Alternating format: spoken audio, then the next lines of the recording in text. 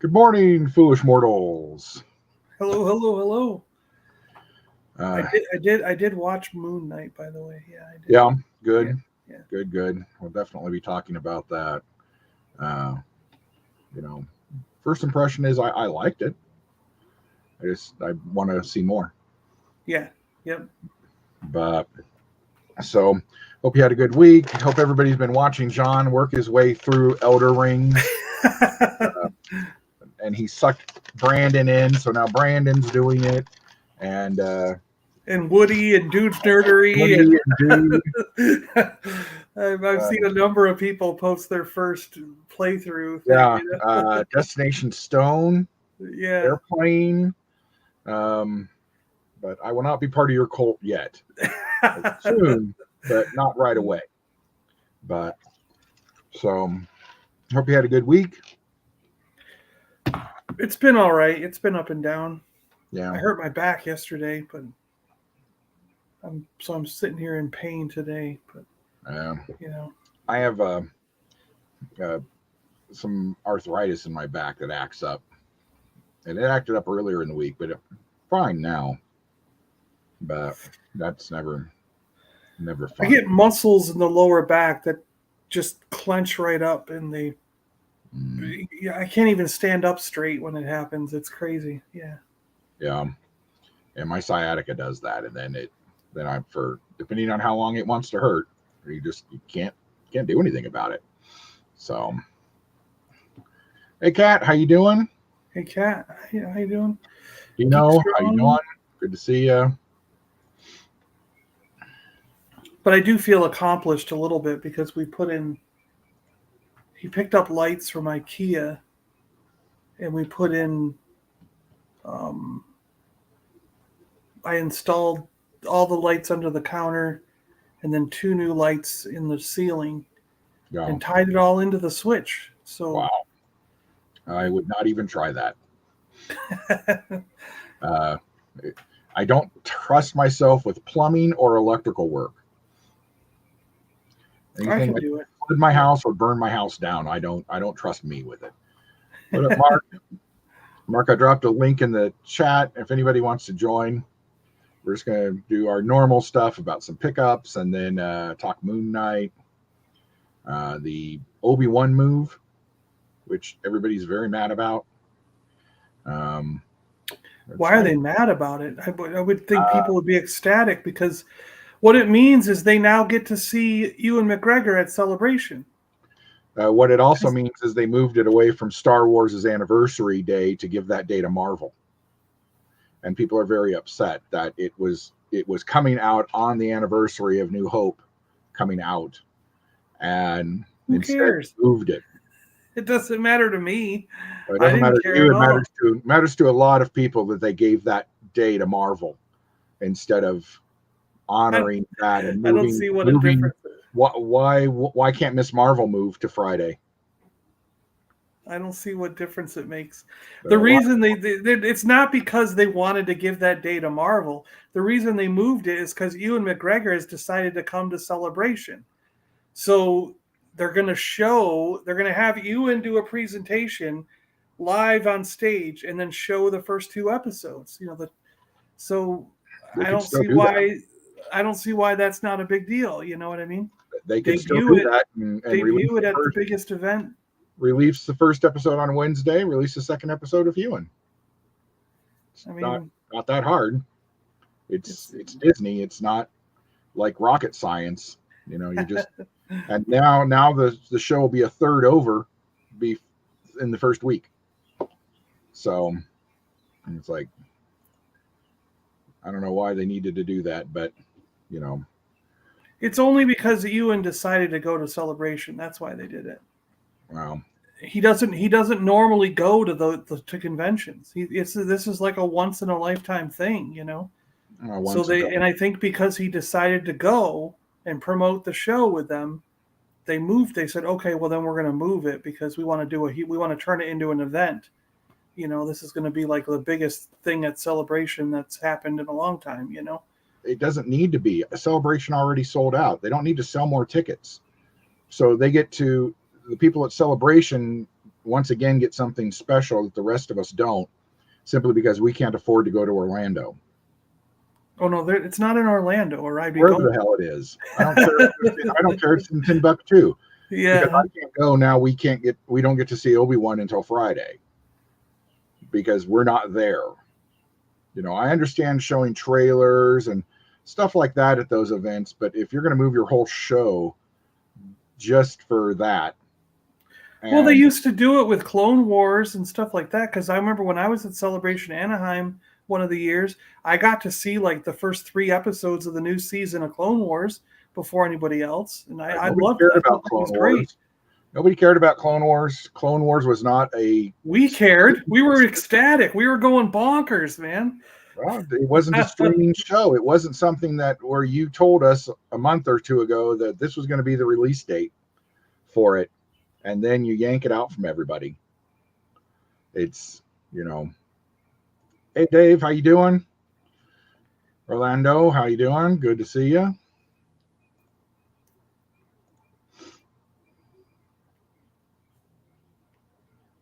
Yeah, and tickets, I was told that too, that tickets were still available. Oh, they said on their... But I haven't checked myself. I didn't thing that it was sold out. It's still not going to make anybody go.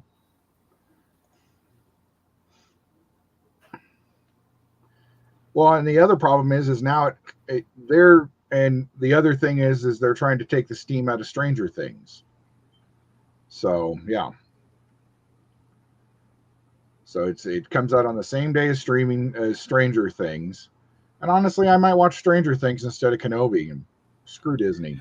I don't even know why it matters, because streaming content doesn't, in my opinion, does not, what do you say? They're not in competition with each other, because I can watch the episode of Kenobi and then go over to Netflix and watch Stranger Things. It's not an either or situation. It's not like they're on at the exact same time. You know what I mean? Like, and you can't watch it. It's not like network TV where if 2 shows were on at 10 p.m. to 11 p.m., you had to choose or else you missed one. In streaming, it doesn't matter when they come out. You know, you just watch one and then watch the next one. I'm not getting up at midnight to watch 2 episodes of Obi-Wan. No, but I just won't watch it right away. I'll let it get caught up. I watched Stranger Things. I was looking forward to that more than Obi-Wan anyway.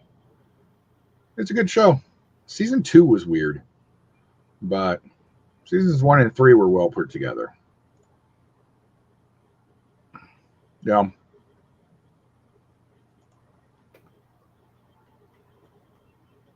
They'll generally watch just about anything. Oh, yeah. If I were at Celebration, I'd be definitely going to I'd be going to see Ewan talk anyways. And if they're going to do Ewan talk and then show the episodes, I would definitely be there for that. Yeah. I'm just not going because I'm not. I don't know if I'd waste that kind of time at Celebration. I wouldn't mind going to watch them talk, but I'm not going to sit there for 2 hours afterwards and watch. Like I said, we sat there when they did that with Clone Wars, so it was like, yeah, of course I would do it for this. The Clone Wars was only 20-minute episodes. Of course, we don't know how long these episodes are. We thought that about Boba Fett, and half those. Yeah, they're half of them are half hour long. Yeah, it's like you need to go back. God, those the 11. They were trying to make a spinoff, and that just did not work because they didn't make those characters likable. Nobody wants to watch shows where they hate the characters. And after watching season 1 and stuff of 11 and the crew being very likable, Goonies type characters, and then you skip to these just horrible teenage people. No, that's why it didn't work. What are we talking about? Stranger Things. Oh, yeah.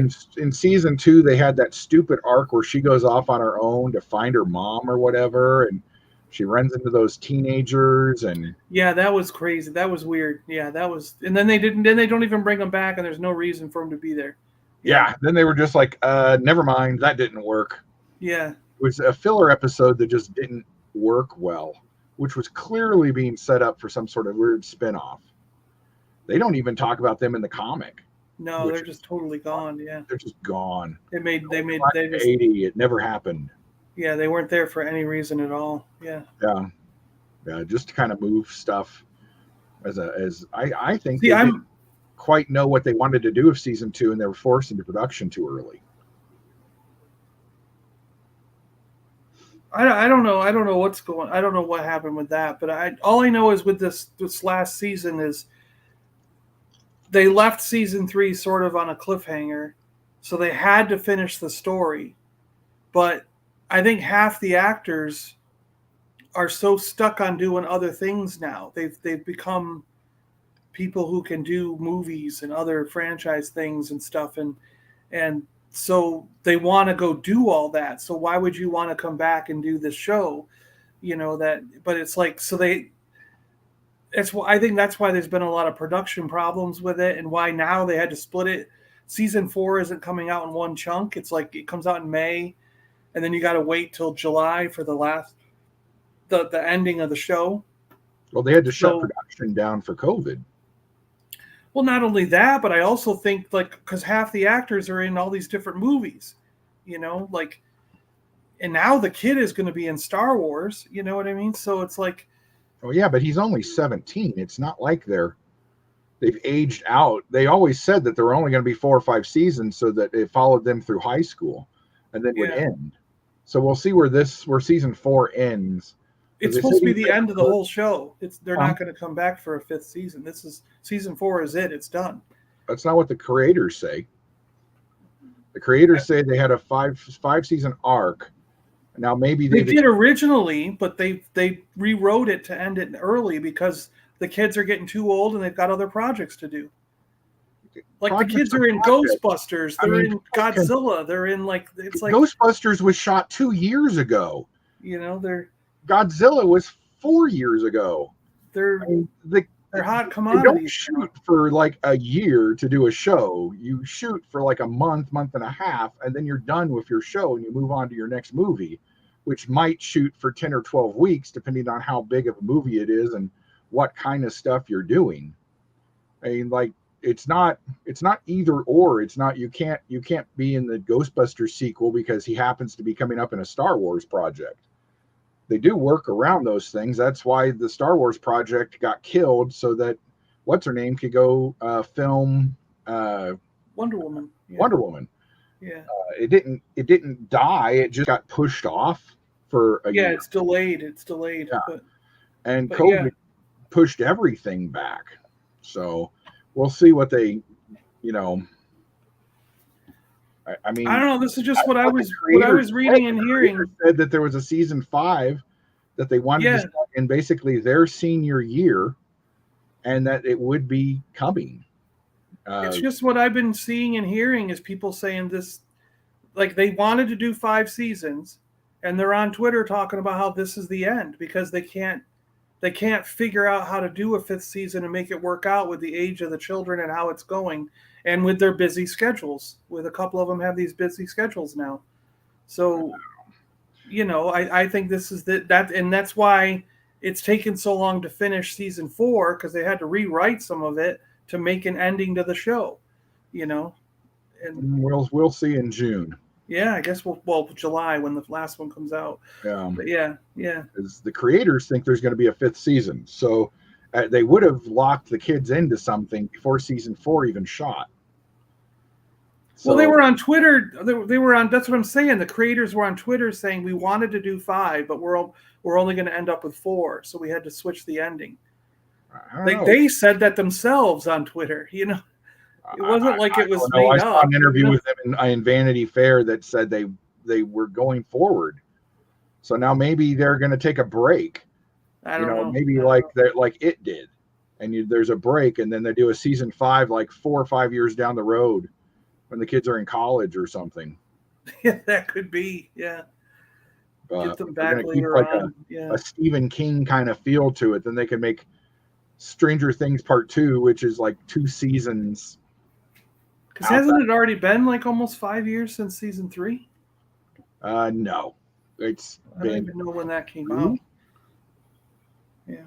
Maybe 3. Because it got caught up in COVID. in 19.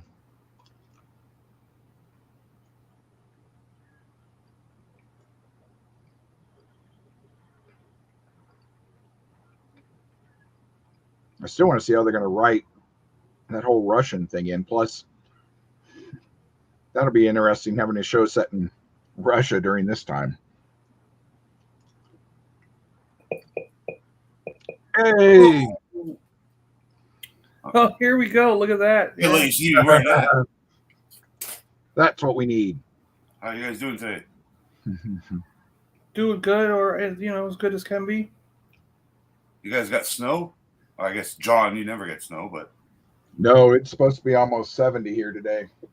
So okay. Hopefully no snow. Not until next week, supposedly. Yeah, it's about 14, 15 degrees here, Canadian. That's cool to hear, Gap. I still have never watched all of Stargate Sg1. It got too repetitive for me, and then I stopped watching somewhere around season like 4 or something like that.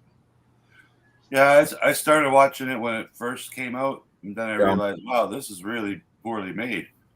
Then I stopped watching it. But I did watch it because it was made in Vancouver, and Yeah, for a Canadian show. Yeah. What's what was the captain's name? The actor, the Richard Dean Anderson? No, the Hispanic guy, the Spanish kind of guy. Dark-haired. He's not Mexican. He is Hispanic, definitely. He's like the only not white guy on the show, and he was the captain of the ship for the first 4 years of the ship. Basically the main character in the Battlestar Galactica TV show. I can't remember his name. Oh, in Battlestar. I thought we were still talking about Stargate. Oh, Stargate. Sorry, yeah. Season 10. Battlestar. Stargate was probably the worst crap they ever made in Vancouver. I'll be honest. Battlestar was pretty good. The original one. I got it in my head because he's on Miami Vice. Yeah, what was Stargate? That's MacGyver, isn't it? Richard Dean Anderson. Didn't he start that show? And then he left, and they kept going anyway. No, he never left. He left in like season 10, I think. And I think it lasted like another season or so, and without him. They did. Stargate was better anyway. Minimum 10 seasons, and didn't they have like 2 spin-off shows? Yeah, in Stargate. At least like movie ones. Don't they have Don't they have several TV movies? There's Stargate Atlantis, Stargate Universe. That's insane. Stargate Origins. That's insane if you think about it, and you think about how many spin-offs and stories something like Star Wars has. Yeah. They have less than they did, than Stargate did. And Stargate wasn't one of the biggest blockbuster things of all time. It was like a knockoff of Star Wars.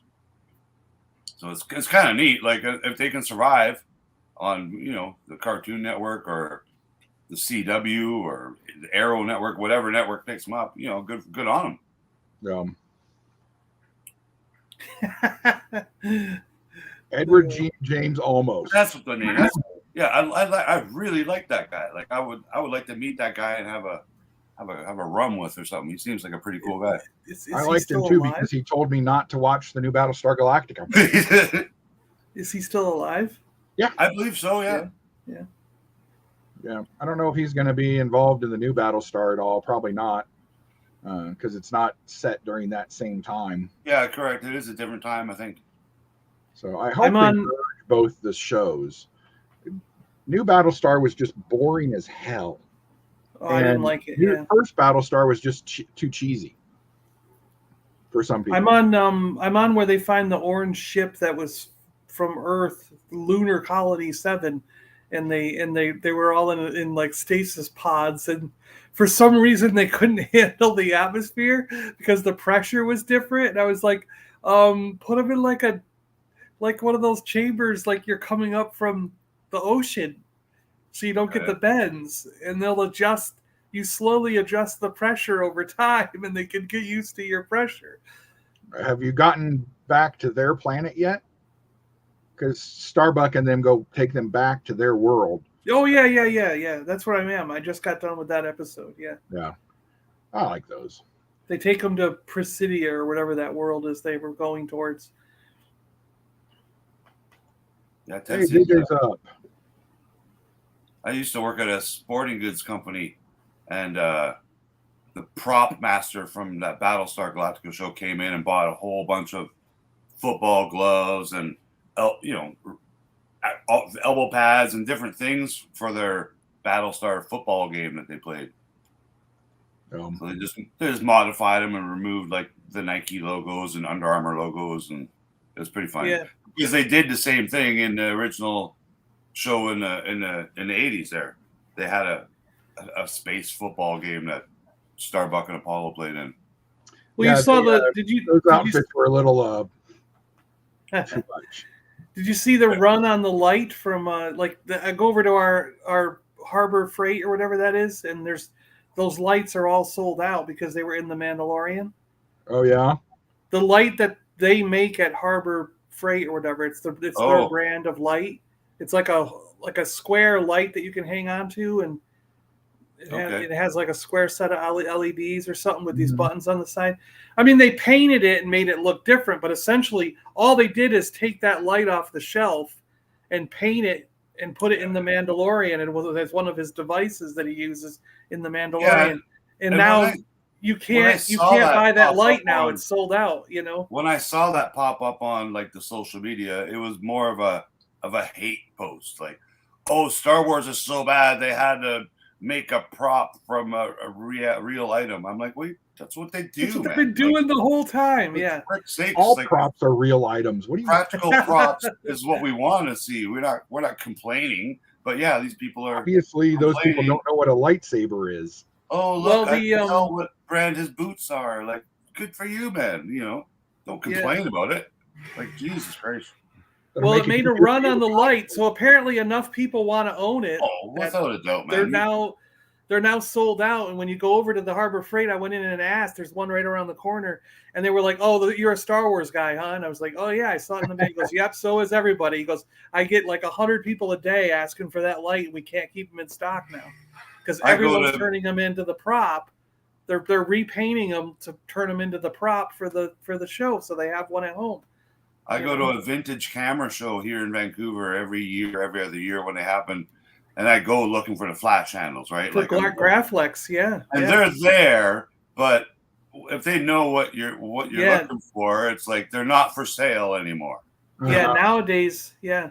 Because they feel they're being taken out of the and I understand the circulation of actual camera props that people do collect, and they use them like they're not collectibles that people just buy and put on a shelf. They actually use these cameras still. Like, because the film industry is so big here, a big camera store downtown, one of our main camera stores, actually rents them out to the movies, like as props. They rent these old camera props out. So there's at least a good dozen or so here in Vancouver all ready to go, but they're not to be, made lightsaber props. They're rented as the full Graflex cameras and stuff, right? Yeah. Which is cool. Well, I wish where I grew up in Rochester, New York, that's where Eastman Kodak is. And when I was growing up, those lights were everywhere. And some of my friends that were more into like Star Wars props and stuff than I was at the time, I remember them collecting them all. Like one of my friends had like 10 or 12 of them. Because he turned one into the actual lightsaber. And then he turned one into the lightsaber, except he left it so that he could plug the light in still, the round light part that goes on the top. Yeah, the flash. And then he left one totally normal. So he's got it in like 3 different stages in like a little display.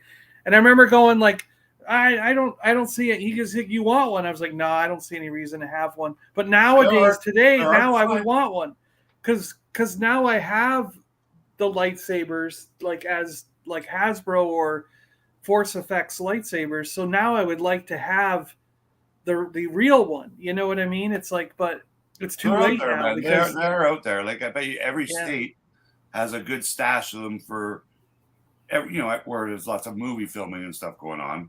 Yeah. Even like Georgia now, they film so much stuff in Georgia now. They got to have people that rent props out and into that business because it's a money making business, right? If you can rent out some old wheelchairs, stuff was garbage 50 years ago, right? Yeah, we have some couple places down south in Colorado that do that just for westerns. Yeah, for They sure. rent out whole train engines and all that stuff. It's pretty cool. I used to go shop at one that used to be close to my work all the time because you can go in there and you could buy stuff too, right? Like they were like a big warehouse, and a lot of the stuff was for rent only, but they had a lot of stuff that they could sell because they had hundreds of them or whatever they were, right? So it was pretty neat little business. It's pretty big business here. Yeah, it's got to be with as much stuff as you guys shoot there. Yeah, and it's like I said, from sci-fi Battlestar Galactica stuff to anything. Like it's Supernatural and all the CW shows. Supernatural, that's got to be going 10 plus years now too, right? Supernatural, it ended in season 15. Yeah, there's a lot of Supernatural. Jeez. Yeah, 15 years, and I bet you I honestly think I've never watched one episode of it, but I know it's like popular with the ladies and whatnot. And the first 5 seasons were really good, and then it kind of lost its way for a couple years, and then kind of made a comeback. How many years was Emily Swallow on it, like the armor actress? Because she was a main character on it at one time, wasn't she? No, she was in for I don't know 5 or 6 episodes. Oh, like a guest. Okay. Yeah, aren't they reoccurring though? Don't they? Yeah, she was a reoccurring person in season. Yeah.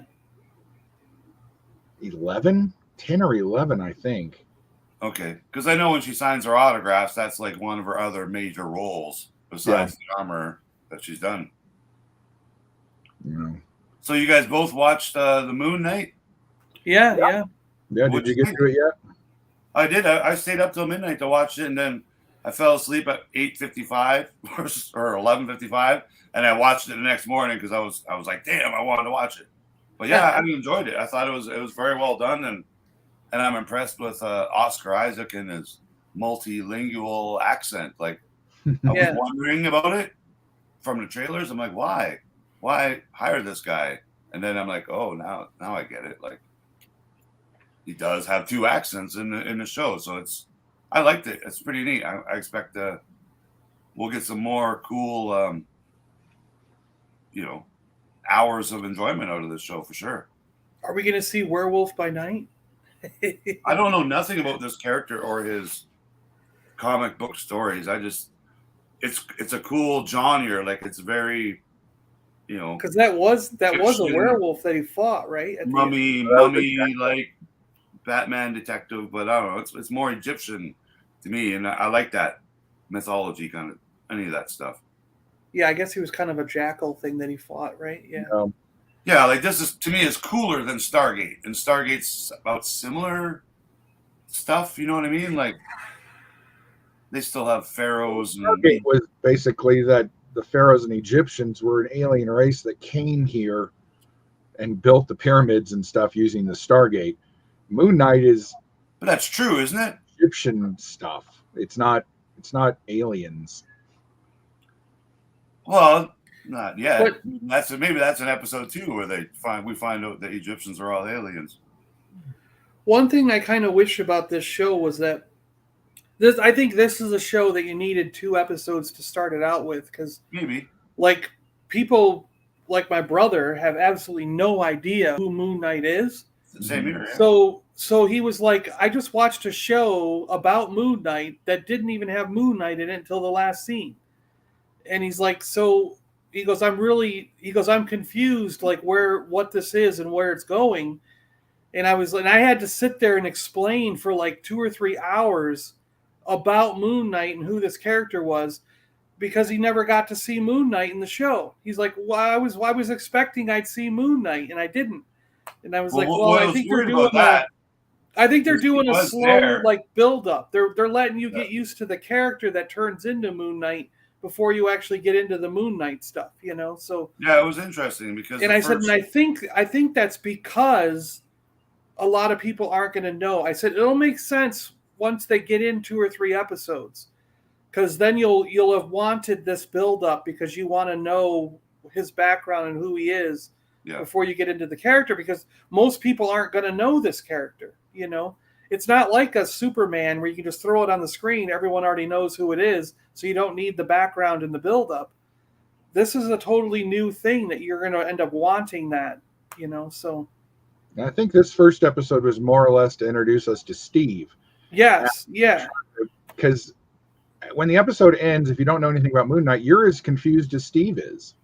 He doesn't have any clue what's going on in his own life.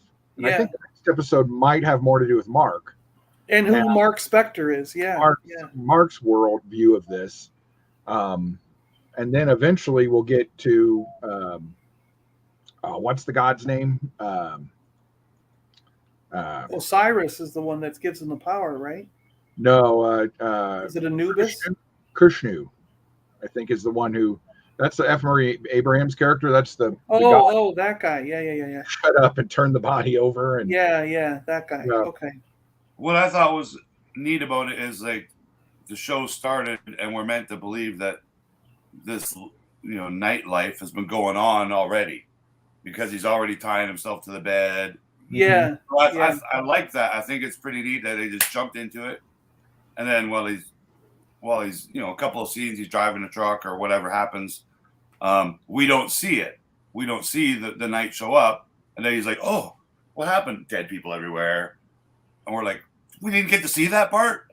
So or he's in a totally different country, laying on the ground. Times where a big action sequence happened, but he blinked and we didn't see it. But he didn't see it either. Yeah. So I wonder. I hope that doesn't continue. I hope now that he's the next episode, we're going to see most of the next episode from Mark's point of view. Yeah, he'll accept it. Will just happen, and it'll be a blink for Mark, and he'll remember it, and then we'll eventually get to see all these battles because he's accepting, this character or whatever. But yeah, I really hope they don't hide the rest of the action scenes. And then he blinks his eyes and wakes up and it's all dead people, because that's not exciting. But I was like, damn. Yeah, no, I mean they'll show the action scenes eventually. They have to. I think they're doing something similar to what Chris was saying. It's like they want to show both sides of the personality or whatever, because he's kind of a split personality in this story, Yeah, and he did really good. I think like he brought a level of humor. Just with his, dorkiness of his character, I think that's brilliant. I think that's the only amount of humor I think we need in this show, because it is, a little darker. But yeah, there was humor throughout the 40 minutes, and I thought that was great. Like, a little bit of this scarab, trying to fight it off and stuff like that. I like that. Like that's.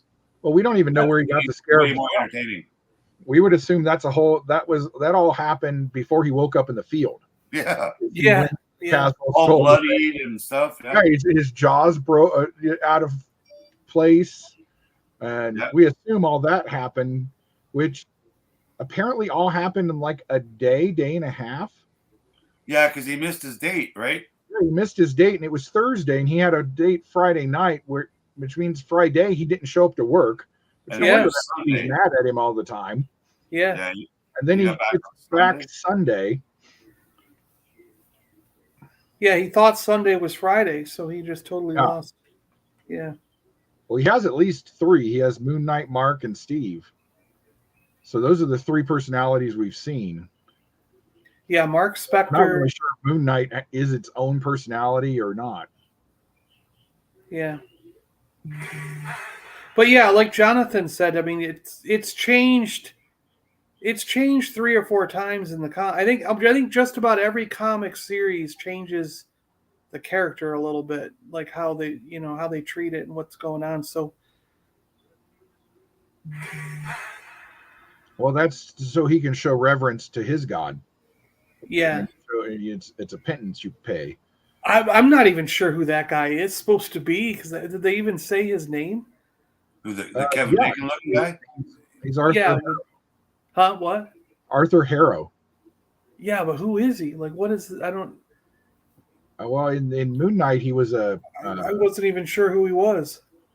Well, he's not like a huge. Well, no one in Moon Knight is a huge big bad, but he's just somebody who's trying to bring about what he thinks is judgment to the world by bringing this god back. and he kind of did it in one of the runs. But then again, all the Egyptian gods are always held back except a couple. He's well cast too. I think they picked a good actor for that role. Yeah. I don't. Ethan Hawke is. I didn't even know that he was still doing stuff. Yeah, but I think he's a good choice for that role. Same with Oscar Isaac too. I think he's going to pull this off. And it's going to be cool. Yeah. Well, I think in the next episode we'll get introduced to that Layla girl, and she'll be that's where you're going to get your action sequences, is because she's going to be the fighter. She's going to be the person who comes in and rescues him. And because when he's not Mark, he's useless. Yeah. So she'll come in and save Steve from whatever. And who knows if she even understands that. She doesn't sound like she understands that Steve is a person. So that's right, because she was asking for Mark, right? Yeah. Yeah, because she kept talking, "Where's Mark?" And where's Mark? Yeah. You haven't called me and all this, which, it'd be interesting to. That was on the phone, right? Yeah. It was on the phone, and see, that's what I got the whole episode was. It's just Fight Club, and it's it's all in his head. Well, that's why I was looking at the sand, because I was trying to figure out if there was a moment in the show where he was awake but he didn't leave a footprint in the sand, so you knew that was a dream, because if he's up walking around he would have left a footprint in the sand, but if it's a dream he doesn't necessarily have to leave the footprint. And so I was trying to figure out, if when I was watching it a second time, I was like, okay, is there a sequence in here that's all in his head and is a dream? Because that seems like something you should do as a writer for a show like this, is make some part of it not real at all. Oh, the whole series is a dream, like the Newhart show. Yeah, like Bob Newhart. Yeah. That was brilliant, though. When he went to Germany, Austria, wherever he was, Mark must have reset all that stuff. Yeah, something happened, I think. Steve wakes up in his bed and thinks that was all a dream. Yeah. Because he was still shackled, the sand was still there, and the tape was still there. So Mark must have replaced all that when he got back. So there you go. Think that he'd been anywhere. Yeah. Because he's not used to Steve waking up in the middle of whatever it is Mark's doing and figuring out what's going on. Well, it looks like he forced himself to stay awake. Huh? He forces himself to stay awake sometimes too, or maybe he tries every night to not go to sleep. Yeah. Well, and obviously his fish died. Yeah, or in the episode. Drew a fin back or something. Well, see, I was wondering, does that mean the fish died and he replaced it with another one, and the other one he replaced it with has the fin? Or does that mean that in his dream, his favorite fish has both fins? No, because she said that he was here yesterday and got that fish. Mm-hmm. Oh, okay. All right. So he doesn't remember. So Mark went and replaced his fish. So was he gone long enough that the fish died? Or did something happen to the fish? I mean, it's absolutely nothing to do with any of the overarching plot of the show. Or it might. You never know. Yeah, no, it's I don't think he's supposed to feed fish the candy top on. Yeah, he did feed the fish chocolate, so Yeah. See, I was looking at it as though maybe that means he's in the dream, and see, these are the kind of things that'll give you clues. It's sort of like back when you watched Nightmare on Elm Street for the very first time, there was a couple of moments where you weren't sure if you were in a dream or if you were in the reality. Mm-hmm. But after you watch it a couple times, you realize, no, there's clues that tell me which thing is a dream and which is real. So I thought maybe the fish was one of those clues that when it's a fish with one fin, it's in the real world. But when it has two fins, you're watching his dream, because that's his ideal for the fish, is to have both its fins. That's what he wishes. And then also, that's why I was looking at the sand, because I was like, the one time they showed a footprint in the sand, meaning that was in reality. He had woke up and stepped in the sand. And so that was real. So I was trying to look and see if there was any moments where he was walking around, but he never left a footprint. So that might signify it's a dream, you know. So because I think something we saw in this episode is not real. There's a moment in this episode where some part of it isn't real, and I was trying to figure that out. But we might not know that till a future episode, is what I'm getting at. Marvel loves to throw things for us to do this about. Yeah. This is why the Marvel shows work so well, and something, you know, even though I love it, like Stranger Things won't. Because they'll dump all those at once, and we'll binge them, and we'll have our answer for the most part until the end of part 1, and then we'll have part 2 to look forward to. But if they would drop one episode a week, then they'd have this kind of conversation all over the internet. But Marvel understands that, and you know, that's one of the reasons I'm not super happy about getting 2 episodes of Obi-Wan, because first of all, then that's one less week of Obi-Wan we get. But then if I don't get up at midnight Thursday night into Friday to watch it, then I can't talk about it on the stream that Friday morning. And then I'll be 2 episodes behind until the 3rd episode comes out. So they should reschedule it because you Friday stream. No, they should keep the schedule they told us it was going to be. Which was I caught that just when I first caught you guys this morning, and they just moved it. It's so the people at Celebration have a reason to actually go to Celebration, because otherwise it's looking. They were already going to Celebration. It's a pretty dismal looking Celebration right now at this point. They haven't announced Ewan McGregor yet, but I'm pretty sure they will, and he will be the main guest of the whole convention. That's not really enough for me to want to go still. Like, I need more. Like, I went to the last one. Ewan McGregor wasn't there, but everyone else was. Yeah. But I understand. Believe me, if it were in Orlando, I'd be going. I would have already been going. I wouldn't have got rid of my ticket. I mean, I had it. There are tickets I had a still ticket available, to go, but I gave it back. You know, for this one in Anaheim, they've only announced like 9 or 10 guests at this point now. None of them are Mark Hamill. And you know what's funny? All of them are going to Tennessee at the end of April. So that's why people are saying the Tennessee Con is a mini Celebration, because all the people they announced for Star Wars Celebration are also going to the Not Tennessee. All of them. They have 3 people. Oh, there's like 6. Believe me, there's more. Then they just haven't announced them all, because I have a press pass to go, and I have a list of all the people I'm interviewing, and believe me, it's pretty much the same. There's like it's 100% not the same. It's 3 people. No, because I'm telling you, they haven't announced them all then yet. They have announced them all. I know the guy who runs. I have the list. I have the list of who I'm interviewing. Yeah, but 11 of them are voices for cartoon characters, right? They're not the actors that people want to see. But anyways, I'm just saying. There are a lot of people who want to see. They moved it from the Wednesday to the Friday. Or because it's going to play all weekend at Celebration, and there will be a panel, like John was saying, with Ewan McGregor and the people who made Obi-Wan show. They haven't announced that yet, but for sure there will, because that's their current property that they're pushing.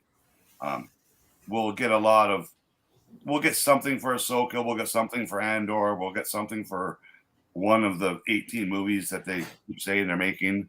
But they're waiting too long. I kept thinking they would do like 48 days before the thing to announce who you can get autographs with and whatnot, but they haven't made them for sale yet. Like, no, that's right. I had paid for all of my autographs and stuff like 4 or 5 months in advance in 2019. Yeah.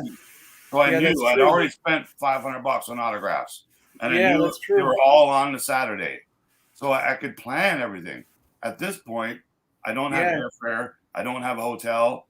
I've got 0 autographs booked. They're just not organized. I think there'll be 14,000 people there. Like, I think it'll not be a big convention. Is what it's still pandemic season, right? Like, it's Well, I'm only going now if it ever comes to Orlando again. That's because I'm not going to fly anymore. I don't want to fly, so I'm only going to shows that are driving distance, because I'm not flying anymore. Get the Madden bus. pull a Madden, take a bus. I'm not going to do that all the way to California. Why not? John Madden did it. No, not for me. No. Yeah, there was a lot. The one thing and this is being nitpicky beyond being nitpicky. I hate when shows, like I put on Twitter the other day, the most unrealistic thing about police procedural shows is that they literally drive up to any building they're going to and find parking instantly. Yeah. This doesn't happen in New York or LA or anything like that. Yeah. Movie, it's nighttime, and so the museum closes and they turn all the lights off. First of all, the lights outside the museum, British National History Museum, are never off, period. Yeah. Alone inside, where there are clearly janitors still working behind him with the lights off. All the lights off. Yeah. They're still working with the lights off too. Yeah, they're just like, what? And he's clearly back there and he's not done with his inventory, but they turned the lights off on him. I hate when people do that so they can. Again, I'll say this all the time: night and darkness hides bad CGI. Yeah. And that's the. I mean, Mark couldn't even tell that was a jackal, and the only reason I knew what it was is because just there for a sec, the dog's head pops up around the corner while Moon Knight's punching it. See, I just thought it was a werewolf because I know or something. Because I know, Werewolf by Night. Werewolf by Night's tied in. I mean, his first appearance was in Werewolf, but it's like, so I thought that was a werewolf just because of the tie-in in comics with Werewolf by Night, and then I was like, and if Werewolf by Night's in this, and there are werewolves now in the Marvel universe, then I was like, does this mean that we're actually going to see Blade? Like down the road in this series, like episode 5 or 6 or something, is Blade going to show up, and I was like, are they going to start bringing in the horror element of Marvel? And this is the start of that in a sense, because we got, the Dark Blade or whatever that was in the in that after credits scene and stuff. And we heard the actor who was playing Blade, we heard his voice. So it's like, are they finally going to show him in this series, or how is this going to tie in, or is it even at all going to tie into the dark side? I don't think it would tie in with this particular property. I don't think depends on what they're going to do, because if you listen to a couple interviews, Oscar Isaac seems to say that he's not going to be part, or isn't at the moment, contracted to be part of the Marvel Universe, cinematic universe. Well, this is actually isn't moved past this series yet. This is the same universe for sure. It's the same universe, but he's not. From what he's said in interviews, there are no ties in this show that would make it part, because they didn't mention the snap. They didn't mention anything else in this episode. I'm okay with that. Huh. So they don't have to always bring up the Avengers. Off on its own-ish, sort of. Or if, like Mark was saying, or John was saying, down somewhere toward the end, they throw something in that allows us to move to a Blade show, which is one of the next series is next year. Next big live action one. So that's what we were wondering. I was talking to my brother about this. Is Blade going to be a movie or a TV show? You think it's going to be a TV show? It's supposed to be a series. Yeah, I don't think they've decided. I think they've announced the series, but you never know. At this point, I think they can make any one of their properties, their announcements, a series or a movie. But I think the series they're really concentrating hard on, because there's more hours, there's more quantity of it, or about the same budget as a big 2-hour, 3-hour movie. I think that's how they're kind of budgeting these shows now. It's like, okay, if we spend $200 million or whatever our dollar is, we're making this a big blockbuster movie, or this is our next big, winter launch, Disney Plus show. Yeah, that might have a season 2 and a season 3, or it's hard to say. They haven't had a huge blockbuster movie since COVID. I mean, Shang-Chi did really well, but not like real numbers. I mean, Batman isn't doing numbers. I mean, unless you count the Spider-Man, but that's a half and half, That was a half and half. That had a built-in audience. Shang-Chi didn't. Miss Marvel movie isn't going to have a built-in audience. No. Will be Doctor Strange. Yeah.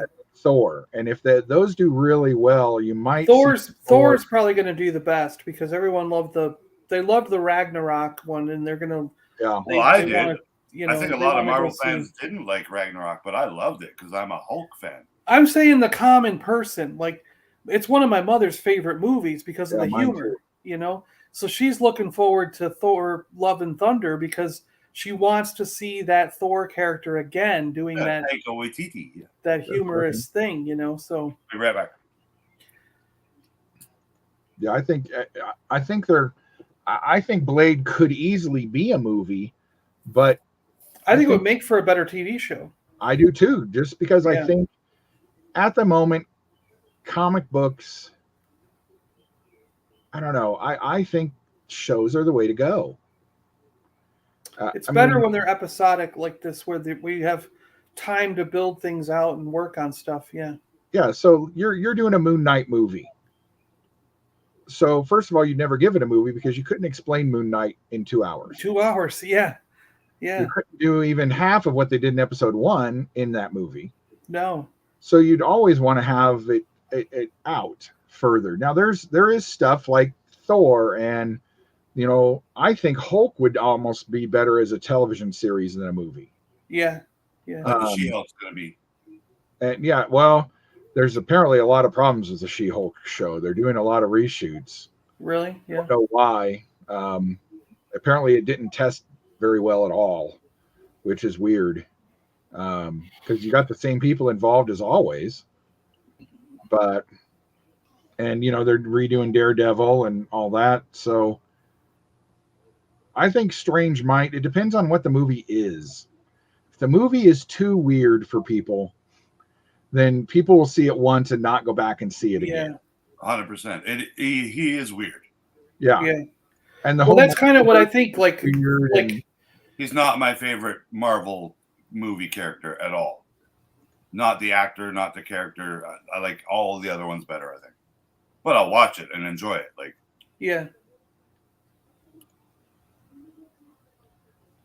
No, because he drove a car and didn't ride a motorcycle. But the actor is good. Yeah.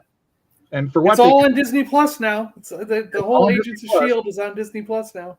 I'll finally be able to. I actually stopped watching the show around when Ghost Rider showed up in it. Yeah. So I need to go back and actually finish watching the rest of the series. Because I noticed one day when I logged into Disney Plus.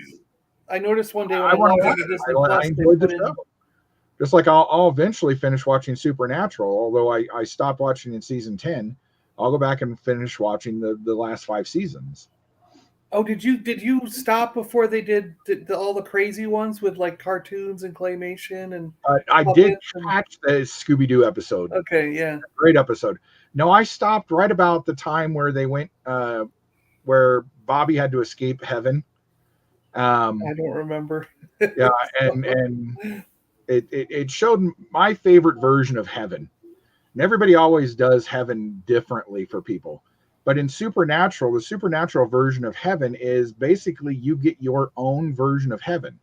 And Bobby's version of heaven was in a cabin by a lake, serene, quiet, nobody bothering him, that kind of thing, where somebody like maybe John or you or me might think that our version of heaven is like, we wouldn't notice time passing, but it would be a never-ending convention where you could meet people and talk and go look at stuff. You wouldn't notice time passing, but randomly there'd be a new guest showing up when, say, Mark Hamill passes away.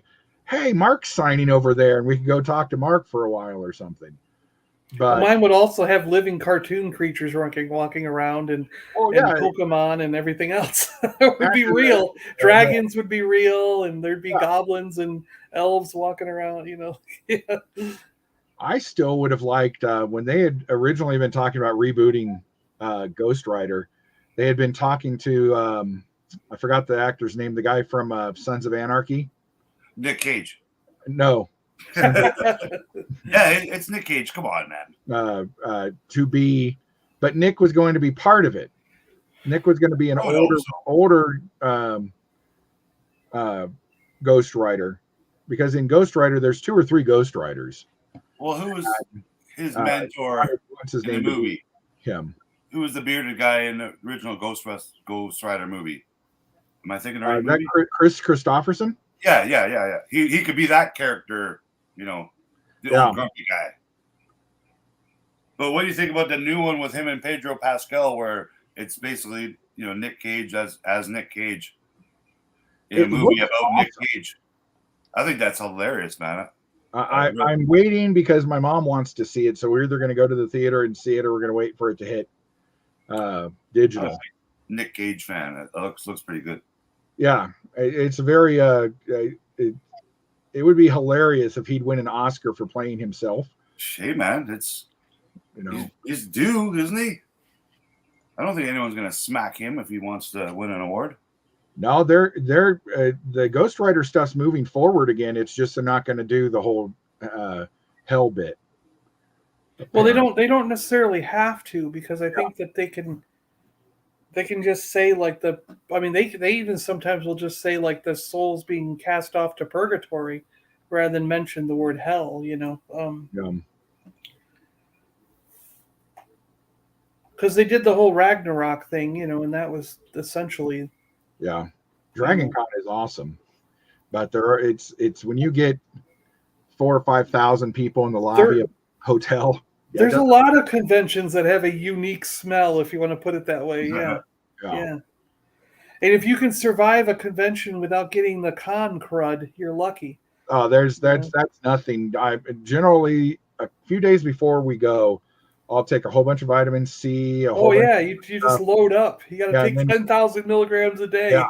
and while I'm there, we drink and stuff, and so you take Pedialyte to keep yourself hydrated. And then as soon as we're getting ready to leave, I always have a little baggie of pills, more vitamin C, more stuff, and I still randomly get the crud.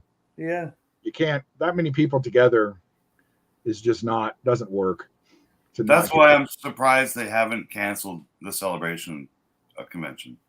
I don't think they're going to. Dragon Con's not canceled, and all these other things are moving forward. Yeah. The rest of the world's moving forward, so I do understand. Like, we do need to have lives. Some of these things, like our Denver Comic Con was bankrupted by COVID. And so they were bought by Fan Expo. Mm-hmm.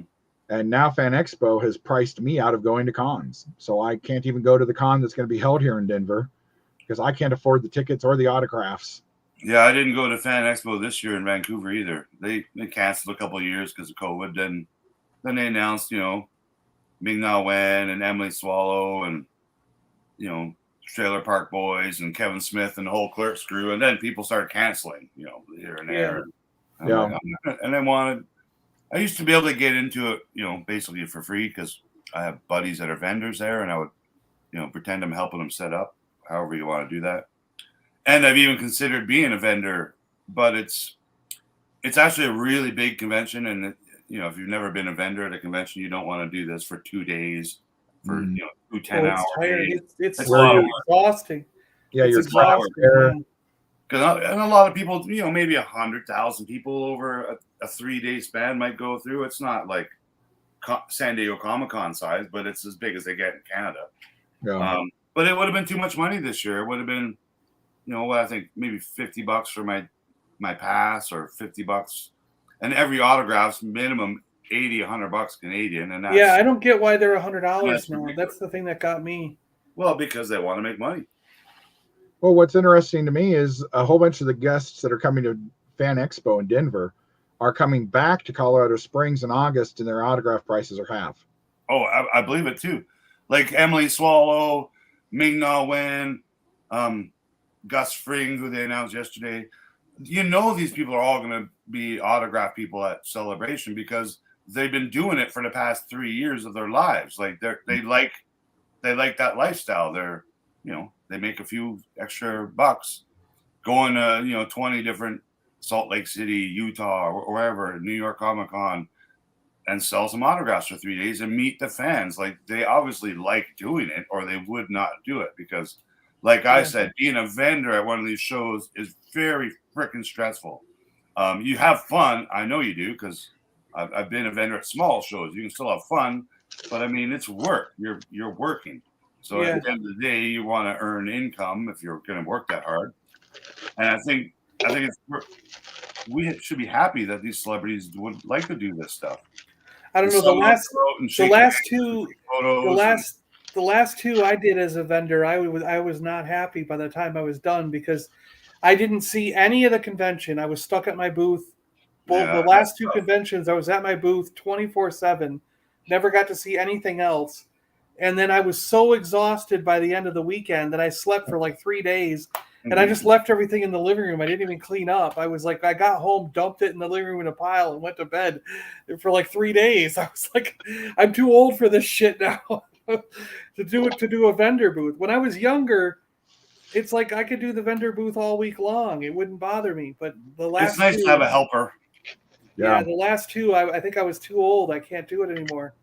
Yeah, if I ever do it again, I'm taking a helper monkey with me.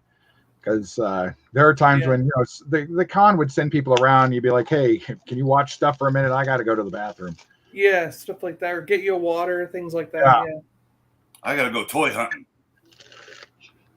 Oh man, I'm the only person who gets upset when they get 2 chases out of these sodas.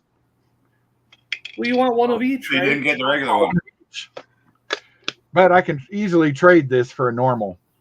Speaking of chase stuff and blind bag things, can you tell me what's going on with the minis? I haven't bought any of the Disney minis yet, but I saw them today when I was doing my store this morning and I'm installing the new Star Wars display at the stores, the new helmets.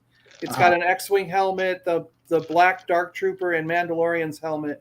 So I'm putting those displays. Yeah, they look cool. They're in a glass case thing. No, we don't get that fun stuff in Canada. I'm putting them in stores this week. So I did the last one today, and the store had the Disney minis display going up. Mm-hmm. And I was talking with the vendor for that stuff and talking with the store manager about all these, and I'm looking, they come in a ball, but I was shocked that they were $7.97 or whatever they were. So I'm going to pay $8 for a little tiny mini thing. I think you get 2 or 3 in there. Yeah, that's what I was wondering. We were trying to look at the packaging and go, there's got to be more than one in this ball because that's really expensive if it's only one. So you shouldn't be allowed to do blind bags for kids' toys. It's criminal, man.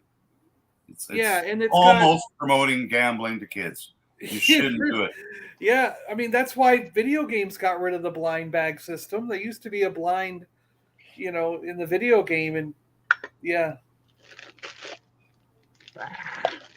but it just baffled all of us. So we were all discussing like, is there value? And I was trying to convince the vendor to open one. I was like, come on, just open one. Let's see what it is. He's like, no, I can't do that. We're like, I'm pretty sure there's at least 2 in each one.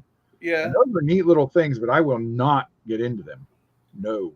I think it's going to be insane. Yeah, because if you just want the Star Wars, these balls had Star Wars, Marvel, Pixar, and then Disney animated all in one. So you can get 4 different series in one ball. Yeah. So I was like, if you just want the Star Wars or just want the Marvel, that's going to be insane. Mark says there's 5. There's 5 in the ball. 5? Okay. I like these little guys. I lost you. Yeah. These little Funko, I don't know what they're called, but Mr. They're blind bag things, and I think they retail for like $7.99, like you were saying, John. Mm-hmm. But I only buy them when I see them on sale for like $1.99 at the clearance store. But these are great because they don't look like Funkos.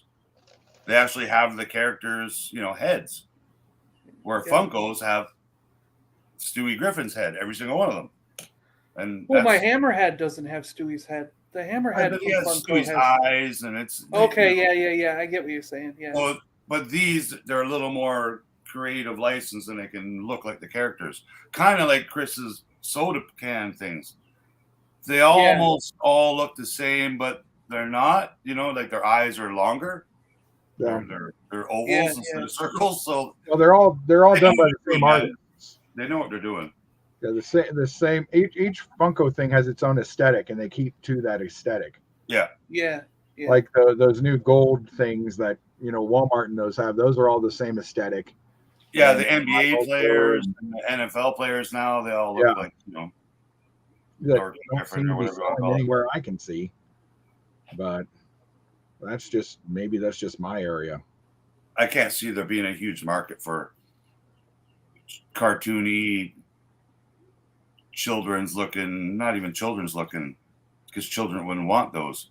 NBA and NFL, not bobblehead. Well, I don't think they're marketed for kids. So but what gay men like football? Like, I don't. It's not a good culture cross. It's not a bunch of grown men who like football aren't buying little Funko Pops. Like, some of them are, but not quite a many. few football fans who have quite a few Funko Pops of their team. Yeah, they'd sell more jerseys and hats, and like the markets. It's a different market. Let's just put it that way. I wander around my office building, and there are Funkos everywhere for baseball, football, hockey, basketball. I think Funko Pop is the exception. They're big in every city, but I think Funko Pop is the exception to the rule. But when another company tries to make their version of Funko Pop, and they do like the NFL or NBA, I'm just kind of like, what are you doing? Like, you're not going to beat Funko Pop, so why even try? Why waste the money? Yeah, why waste the money? Make your own unique. They should just make their own unique thing and not try to copy. This is almost a Funko. They should go back to making maybe Hasbro or Kenner should go back to making starting lineup figures. And figures that actually move and are posable. Those are cool. By the way, I'm so glad I sold Russell Wilson last year. No doubt. I had Russell Wilson's rookie action figure from that stuff, and someone offered me like $250 for it last year, and I was like, oh yeah, I'll sell it then, because I think I showed it on the stream, or we were talking about something, and so I was like, oh yeah, okay, that's sold, there you go.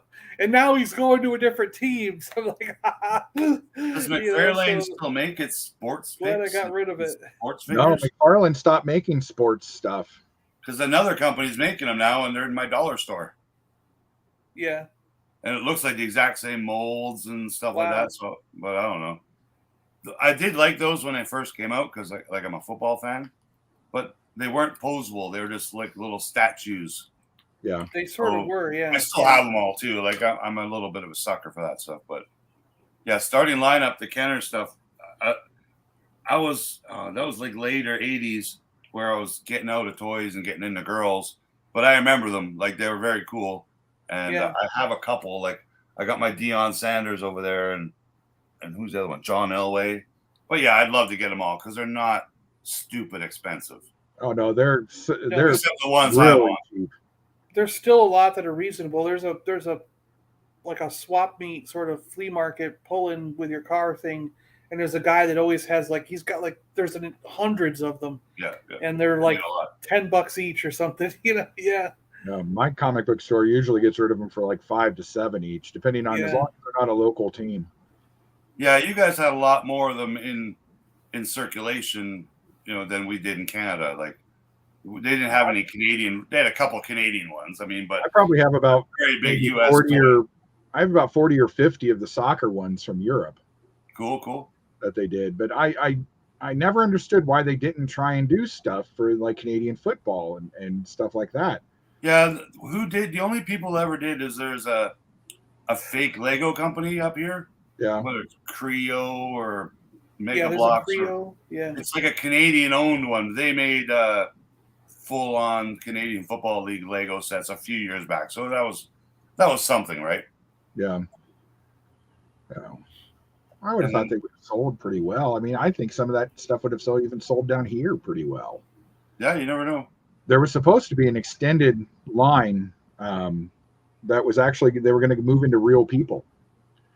And it was going to be called Headliners. Mm-hmm. And they were going to do like Queen and Kiss and Elton John and stuff like that. as singers and stuff. And I guess they barely got through part of the prototype phase before they were like, we're just killing all starting lineup completely. Huh. So I think those would have sold pretty well, considering how well the Pop Rocks figures do. For Funko. Yeah, and McFarlane did a whole bunch of those musicians for a while, and they did all right. Artex is doing them now because now there's a kids company doing them, right? Huh? Kiss figures and that new company. Yeah, Kiss and Slash and people. And Gandalf and random licenses. That was a weird set because it came with Slash, Gandalf, and Lightning from Big Trouble in Little China.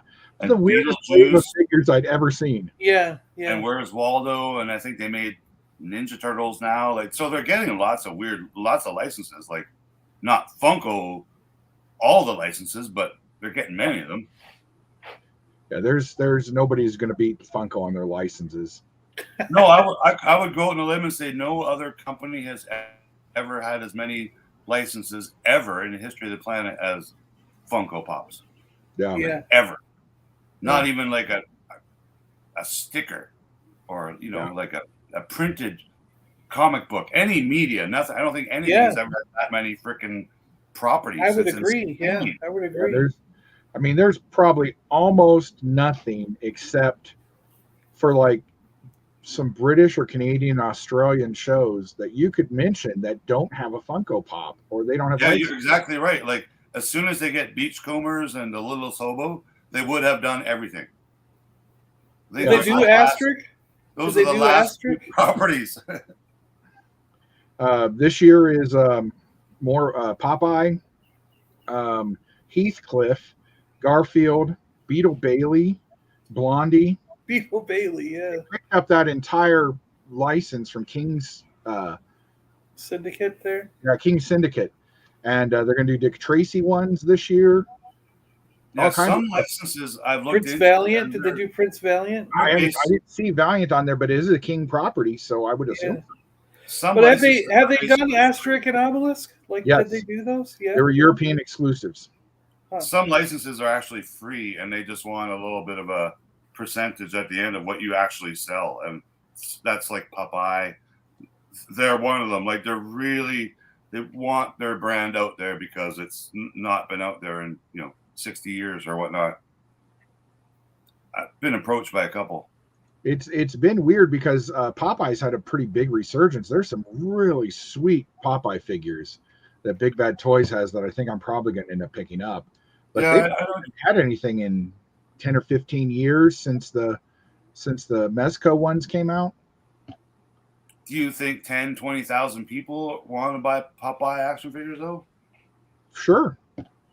In a country of 330 million plus overseas sales, I think it is, and especially if they just put it on the Funko Shop. It doesn't necessarily have to be in a store anymore. If they don't necessarily think something's going to sell well, they'll make it a Funko exclusive and it sells out. Yeah.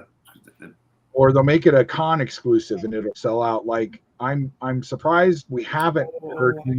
There's a Luke, but there's like 4 or 5 exclusives to the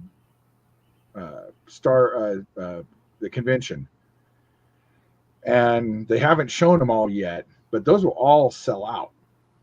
Oh, you mean the Funko ones? Yeah.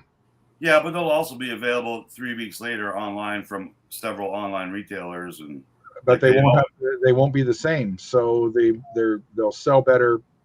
They'll sell those at the show, and then the ones that are shared exclusives will go to the stores, and then those will sell out to those of us who go out to the stores to pick them up.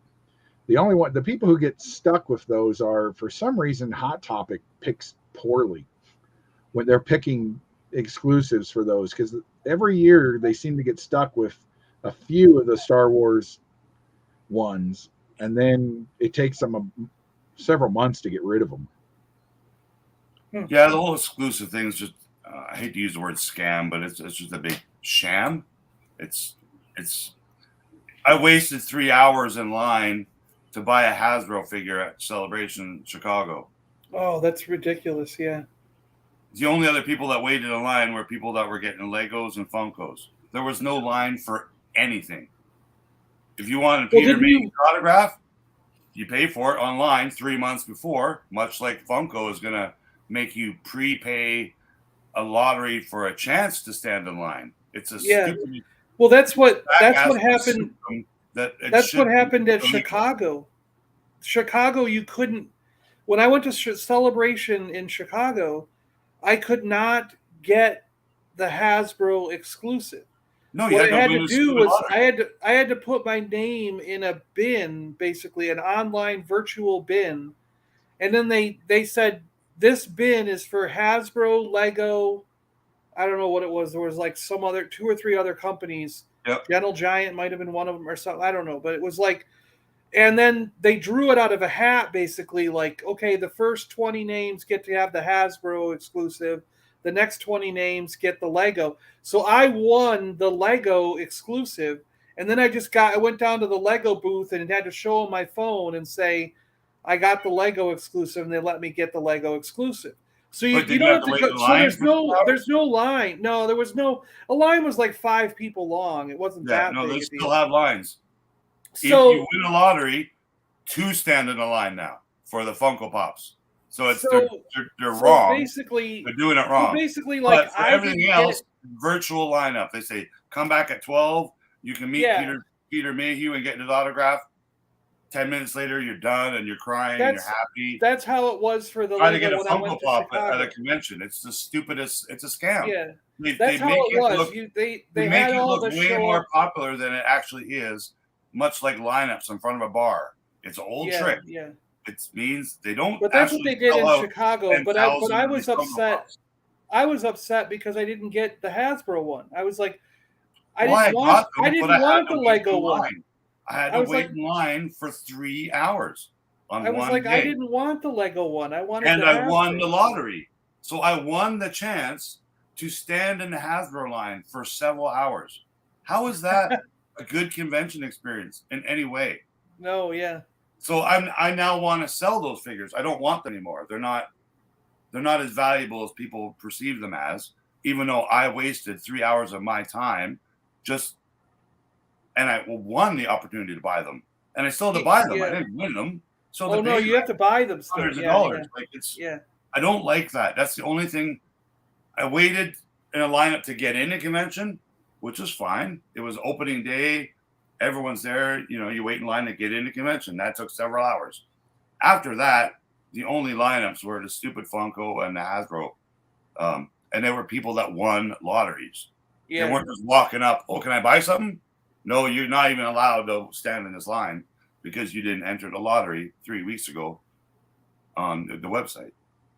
I don't get it, man. You don't have to do it at other smaller conventions. Why do you have to do it at this convention? Well, because smaller conventions don't have exclusives. Sure they do. It's the same exclusive. Those Funkos are at every convention throughout the rest of the year. No, they're not. That's why they say the Star Wars Celebration ones will only be available at Celebration, and that's it. Why does it say just convention 2022 convention exclusive on the stickers then? Because that's a picture of the shared exclusive. Yes, so they can sell it at stores and all these things that I waited in line for were all available online anyway afterwards, and so I didn't even need to wait in line. Do you know what I mean? Like, well, I'm not paying the online prices. If I'm at the convention and I have an opportunity to get it, I'll buy it there for the same price. Same with that Boba Fett that I couldn't get because for whatever reason it just didn't allow me to buy it. But it was still available, and I didn't go to that convention. I luckily got just traded mine. I went to the after hours swap meet when the convention was closed. Like after the convention ended, they had like a Star Wars get together swap meet thing. And I brought the Lego exclusive to that, and I traded the Lego for like 30 vintage Kenner Star Wars figures. That's cool. Because this family, the kid and his dad and his mom, they had a table full of like older stuff. And I had the Lego in my hand, and the kid's like, "Oh, I wanted that Lego," and I'm like, "Actually, I'm trading it. I don't need it.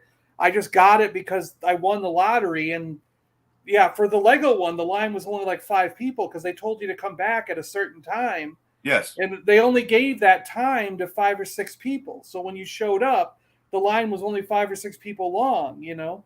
And that's how you do it in this modern day and age. Yeah. That's so the only way you do it. it didn't the take, other way is wrong. so I was like, I'm here, I got the money, it's exclusive, I'll buy it and I'll use it to trade. And luckily it worked out. And I got vintage figures for it. So that's even better. And I think I made out pretty good. And I got a pin. I got the Chewbacca, you know those, what are the pins they do at these conventions? It's a and I'm what I'm talking about, right? I'm really not liking the pins they are it's showing the weird. It's a weird cartoon style, but terrible. I wanted Yoda and Chewie for my Yoda display, for my Chewie display, and they use my pins. I know, I have your pins. No, they should be. And I told them that. I told them that in Chicago when I met the guy who organizes all that. I'm like, I was going up the escalator, and I'm like, "You're going to be using my pins next year." And he's like, "Oh, is that right?" And then I gave him my card, and of course, I never heard from him. Well, they don't want to because they've been using the same pin designer for the last like 3 or 4 years, or 3 or 4 conventions. They're all 3 different people. So they're garbage style. The style could be the same from year to year because people collect them from year to year. It's similar style, but it's a different artist. Are they really different? Okay. What bothered me was I went into one of my local stores, Bits and Buttons, and I saw the card back with the pin, and I was like, "Oh, they're getting Left Coast stuff, cool." But I went up and I'm like, "Oh no, this is Kennard." It's that's the guy who knocked me off. Yeah. And it's like the same card back and everything that you're doing. And I was like, damn it. Well, no, he's actually using, bootleg artwork card back, Star Wars logo, whatnot. I'm not allowed to do that. He's not allowed either. He just is. But his artwork for his pins, he just stole it from me. Yeah, it's pretty. I think he's in Argentina. I saw him with a table full of swag at Chicago, and I almost stepped on it all. He looks like me too. He's got a big beard. I don't know. To each his own, man. But do your own fucking work.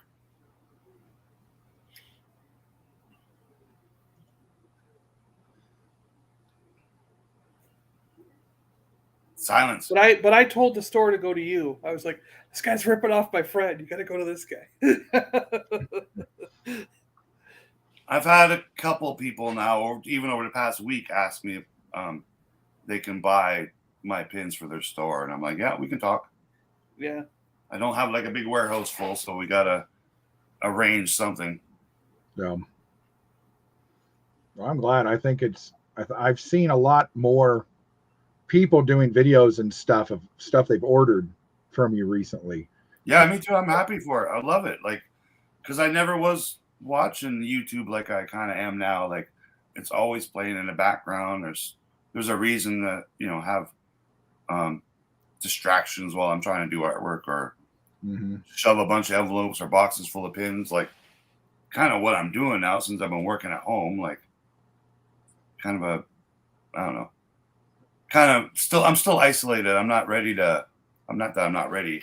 I haven't jumped out of the COVID, situation fully yet. Like, yeah.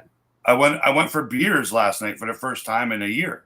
Like, I had 3 beers with a couple buddies at the bar, and that was first time in a long time, man. Like, I hugged a man. We hugged, we embraced. Like, I haven't done that in like 2 years. So I do really want to go to Celebration, but I don't know if I can make it happen. I have to sell 500 pins today if I'm going to go to Celebration. Yeah, like I said, I'm only going to go if it's in Orlando, and from now on, I don't want to fly. Well, I already bought my ticket 3 years ago, right? Like, I've been planning on this, and then they postponed it twice because the last one I went to was one of the greatest experiences ever. Yeah. And I'm still a young artist in this realm, and I really want to go and try and grow my career. Like, I'm now a starving artist, and if I want to go do more work for people like Gentle Giant or Hasbro or whoever, I want to go meet them at these conventions. And and that's how it works.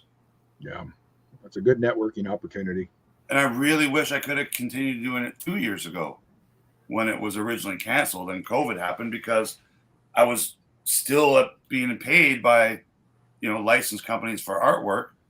And then COVID happened and these companies changed hands, and, everything changed because of COVID, and it's including my life and my livelihood. So, well, that one I had Reed Pop gave me free press passes. I had two press passes, one for me and one for my helper, that they gave me totally for free for the whole weekend for that one, like 2 years ago. That they canceled it. I'm like, damn it. And I also submitted my artwork. This is again for the one that was canceled 2 years ago, for it to be an official artist. Yeah, that's right. And I won as a finalist, and then it was canceled. Yep. And I'm like, for fuck's sakes, man! Like, all these things were bad things that happened to me because of the pandemic. And then they opened it up again to reapply again, and I just didn't reapply, man. I'm like, you know what? It's going to be canceled again. Like, I don't want to set myself up for all this disappointment. Yeah, I think this year's is going to be, like, everybody is really getting back into the feel of it for cons and stuff. Like, this will be our first big fan expo. They did a small one in October and it did really well, and quite a few people showed up, but I think everybody was still just getting back into it. I think this one's going to do pretty well here. I don't know about Celebration. Hey, there's where that went. In fact, I think I actually still have the badge, because I think for that one, the first one they canceled, they actually sent me the plastic badges, and I think I actually still have them in the envelope in my room. Well, I made a bunch of badges. Yeah, I made a bunch of swag for all the Star Wars clubs. I made a bunch of coins and pins and patches 2 years ago. Some of it did have the 2020 logo, because it was originally Anaheim 2020. People had started making the swag, and I made these coins with a coin album for all the Star Wars clubs, Phil Echo Base. And we had the Celebration 2020 logo on it, but I had already made them 2 years ago, and I've already shipped them to Rob and stuff in Ohio. Like, they already have them. So then just over the past week, they finally revealed them on, Facebook. Like, here's the coins we made 2 years ago. Yeah. I'm happy that I can start showing off a lot of these, things that I made for other people now that they've been revealed. Like those Spaceballs pins. Again, I made those last summer. Like, I made those a long time ago for someone else to give away at the convention. And they're like the most popular thing I've ever posted on social media. Like, it's those are kind of weird. Okay. Now explain to me how that works. So those are going to, how do they hunt them down at Celebration? Well, at Celebration, what they have is they have fan tables. So like the Ohio, just an example, the Ohio Collectors Star Wars Club, they'll get a little table, like a table at any convention. They can hang their little banner and give out stickers or flyers or whatever. Just talk about collecting Star Wars in Ohio. Like, literally, that's all it is. But there's dozens and dozens of these tables, right? So it could be the Ohio Star Wars Club, the California Club, the Washington State Club, the ICCCC Con. They'll have a table, like, then those. And the guy who organizes this, he's like, okay, I have 12 coins. I need 12 sponsors. So these 12 sponsors will say throw a couple $100 each, get their own coin. Say it's Luke Hoth, and that'll be available at their table. And other guys, the Spaceball guy, I think he's got one available Friday, one available Saturday, and one available Sunday, kind of thing. Like, it's a different one each day. A lot of times you have to go up and ask too. Yeah. So like when I first went, that was my introduction to swag.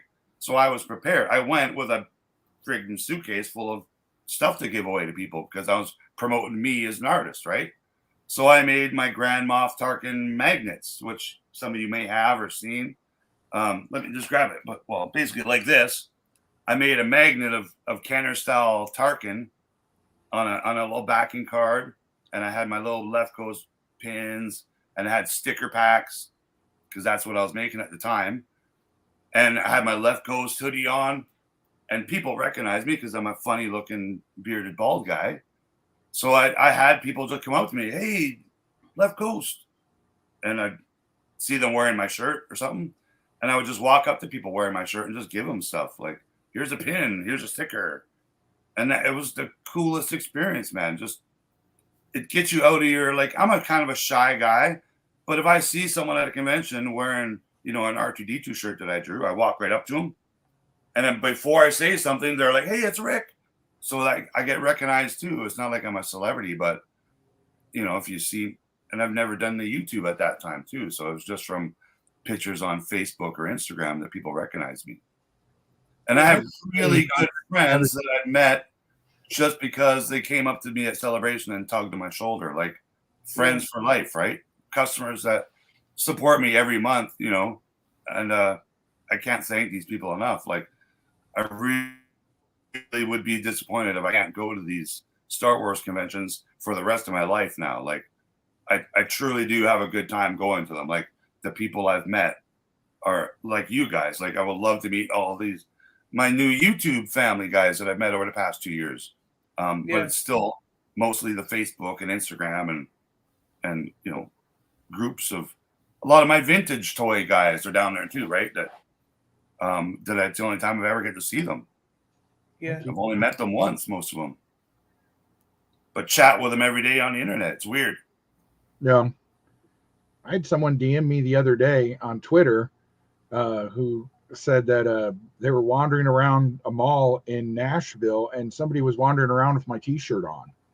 Yeah. They went up and said, hey, you watch Chris out in Colorado? Said, oh, he's in Colorado. Cool. Yeah, I watch him all the time. It's like, that's cool. That was weird. Because I've only sold like, I don't know, maybe 30 or 40 shirts. So, your 1000 Ghost shirt. Yeah, cool. And so it's weird to think that somebody was wandering around, and somebody in Florida, I was wearing it around when we were in the Magic Kingdom, and somebody recognized it. It's like, it's weird to think that, and it happens to Sleeping all the time, which has got to be weird for him too, because he's kind of an introvert. But I mean, he gets recognized all the time, and now being a guest at Nashville, or is that Nashville? Where's? Yeah, it's at Nashville. Yeah. He's going to explode. He'll be at 10,000 by the end of this year. Yeah. Well, that's the same. He's got the same deal that they gave me. Where I get a table, a room. There's a room where we can interview all the celebrities they have coming, and they gave me a list of all the celebrities and a time slot for each one. And then we get our own room to interview them in and do video and audio, whatever we want to do. And there's a time slot for each one of those celebrities. And then they give you a table with that you can put up all your stuff and sit there all weekend to promote your YouTube channel and everything. Yeah, I Sleeping said he got the same. Sleeping said he got the same exact deal that I got. They did it. They just reached out. They just reached out to us. I didn't ask. They just reached out. Cool. Desperate times, right? It's too close to Celebration. Like they were kind of hoping Celebration would be canceled again. I think when they picked it might have been. Yeah, it might have been. They might have. Yeah. Even when they. But what just gets me is I'm hoping that during, like, if I even get to go, I'm probably not even going to know until the day before if I'm going to able to go, because it's a 12-hour drive, and it all depends on my brother and what's going on if I'm going to go or not. Because like today, he's back in the hospital today, so we're going to leave, and I'm thinking my dad went out to get something, but we're probably going to leave in at least maybe a half hour to an hour from now to go up there and see him. But it's like, he's in the hospital now every other week, every other day or so, it seems like. So it's like, if he's in the hospital, I'm not going to go. I'm going to go see my brother, but if he's fine that weekend, if everything seems okay, then I'm going to drive up to Tennessee and, do the show. And I've already told them that, and they're okay with it. The guys who are running the thing that gave me the table, I was like, my brother's got cancer. He's in and out of the hospital.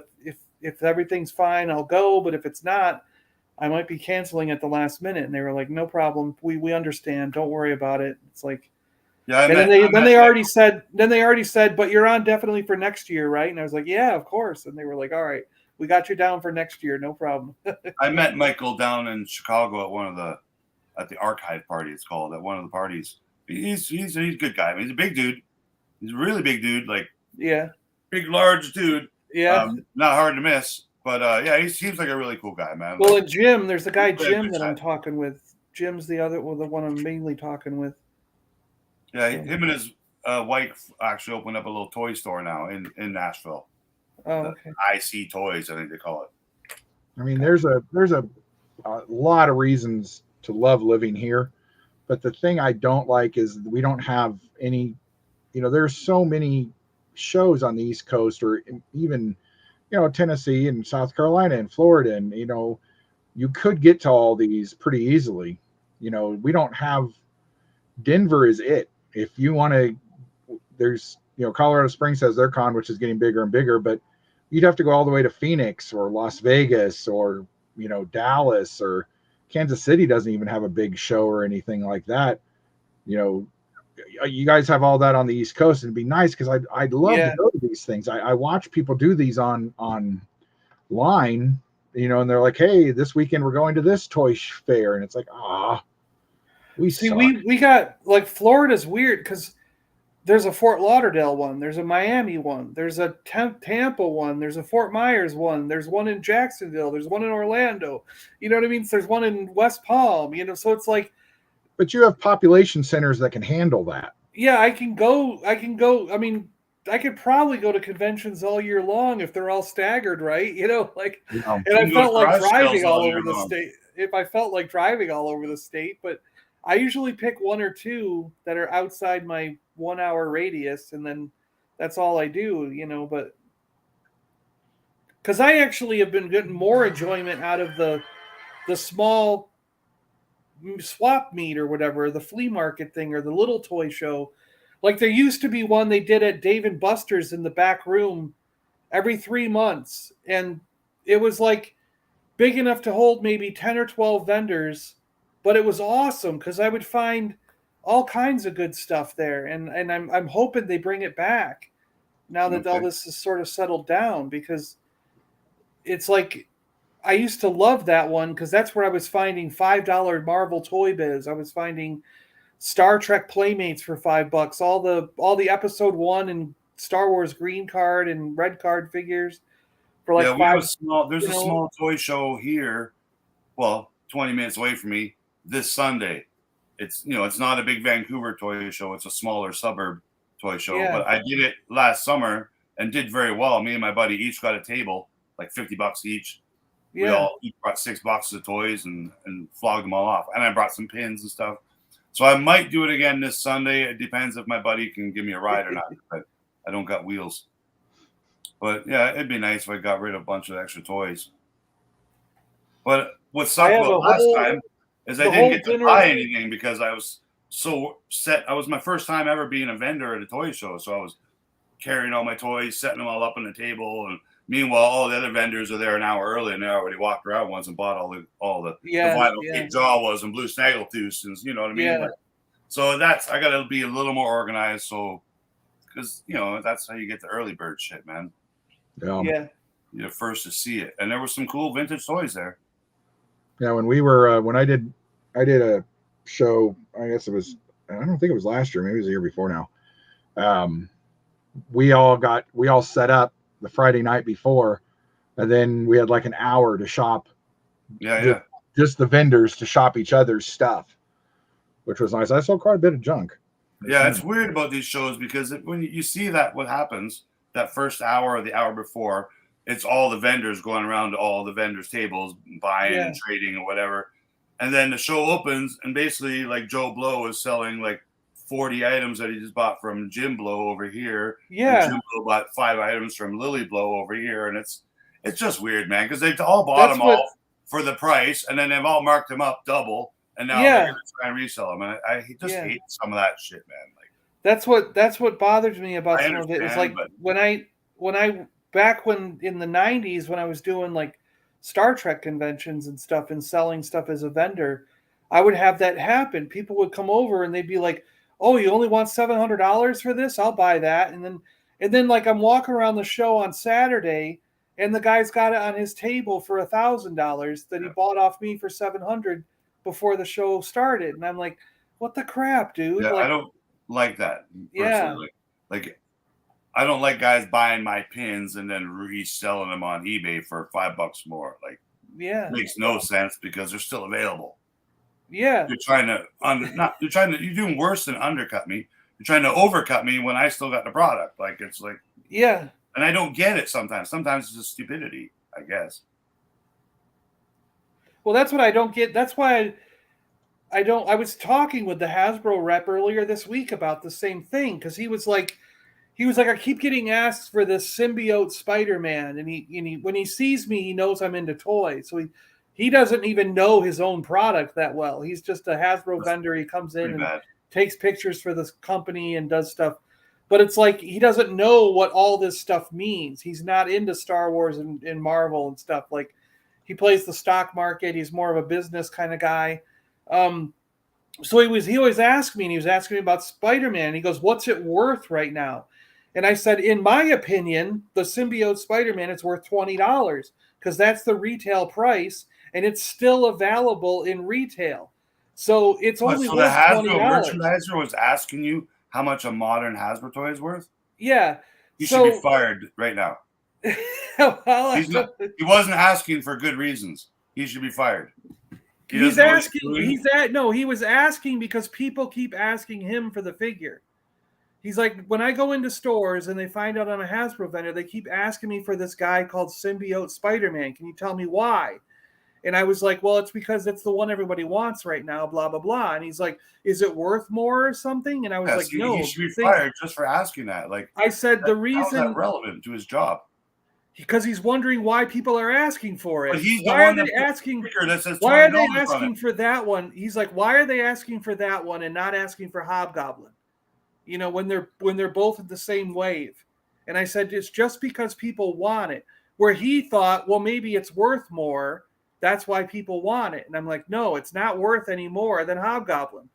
It's the reason people want it is because it's a black suit Spider-Man. That's why they want it. In his mind, he's thinking because he plays the stock market, the only reason someone would want this is if it's worth more money. That's why he's asking. And I was like, no, it's not worth more money because it's at retail right now. If something is being sold at retail, it's worth retail price. I go 2 years from now when Hasbro stops making the product and they're no longer in production, then it goes to a fair market value for whatever people will pay for it. But if it's currently out in stores for $20, it's worth $20. And if you're paying $50 for it, well, that's because you're an idiot. Yeah, but there's still guys like him who sell them on eBay for $50. He doesn't sell them right now. eBay. You don't know that. Why would he ask you? Because he asked me because him. He asked me because people are asking him. Yeah. Silliness. He has nothing to. He doesn't buy any of these toys. He doesn't do any of that.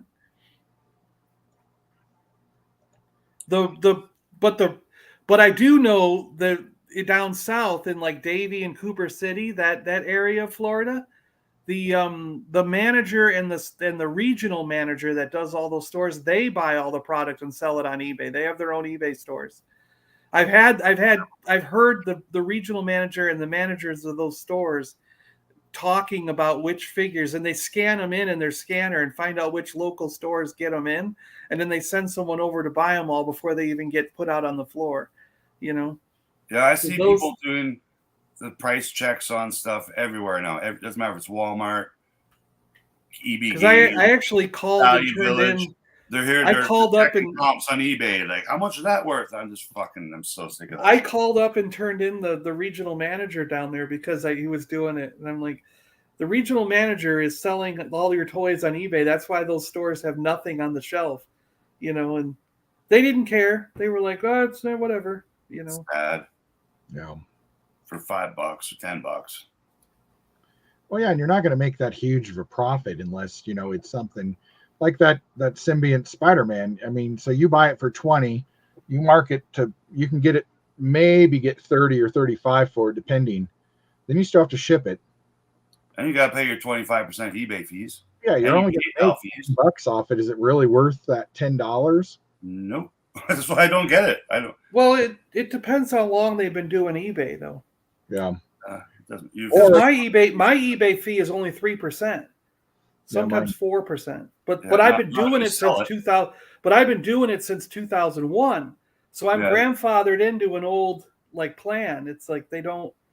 Yeah. I think 5% was the most I paid last time I sold something on eBay. Yeah.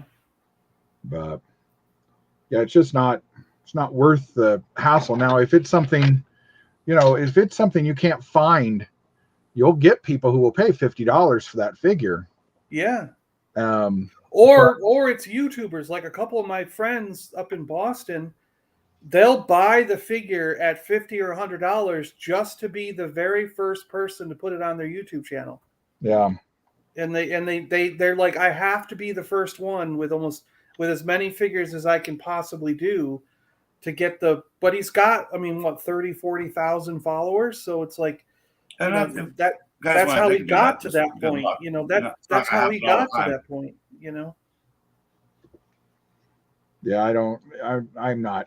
I'm not chasing that kind of stuff. No, I can't do it. No way. Yeah. No, I've never made more than retail for it. Loses money every month anyway because of StreamYard and what is it, Turbo Buddy or whatever. I lose money every month on the channel as it is. I can't be buying $100 figures and then, you know, just to try and, you know, outdo you who faster than me in Florida.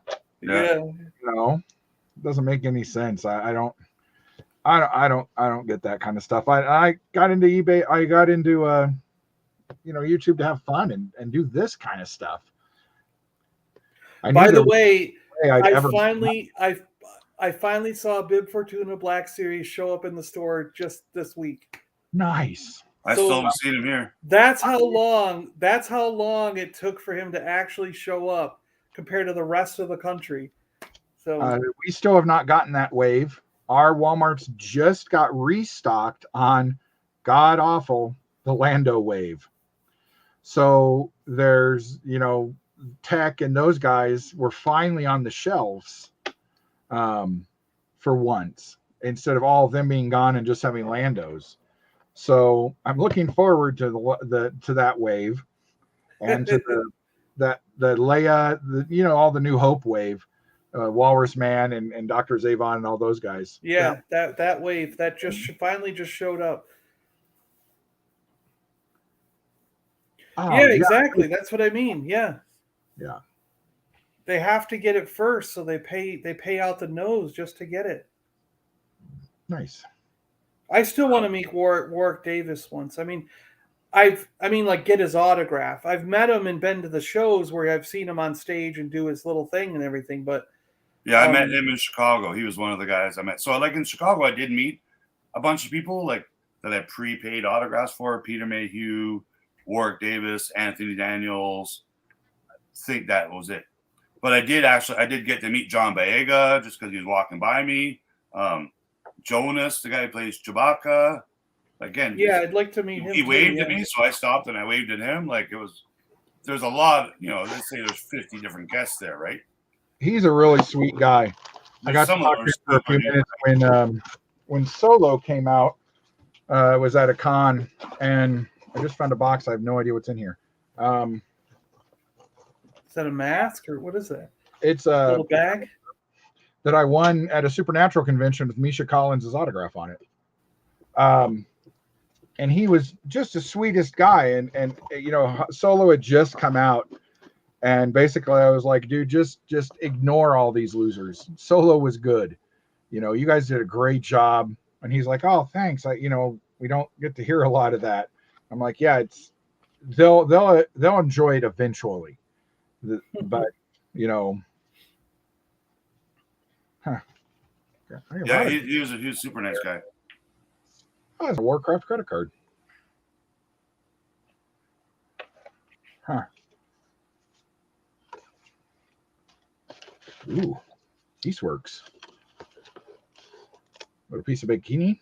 Where's Rum? He'd enjoy that.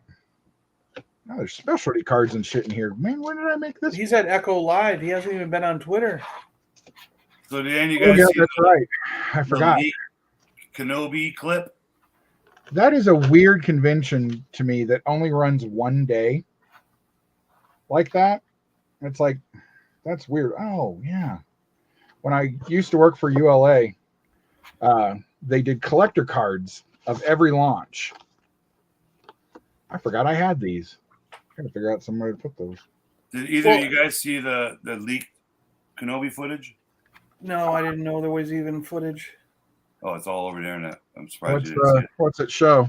Oh, just a little force push.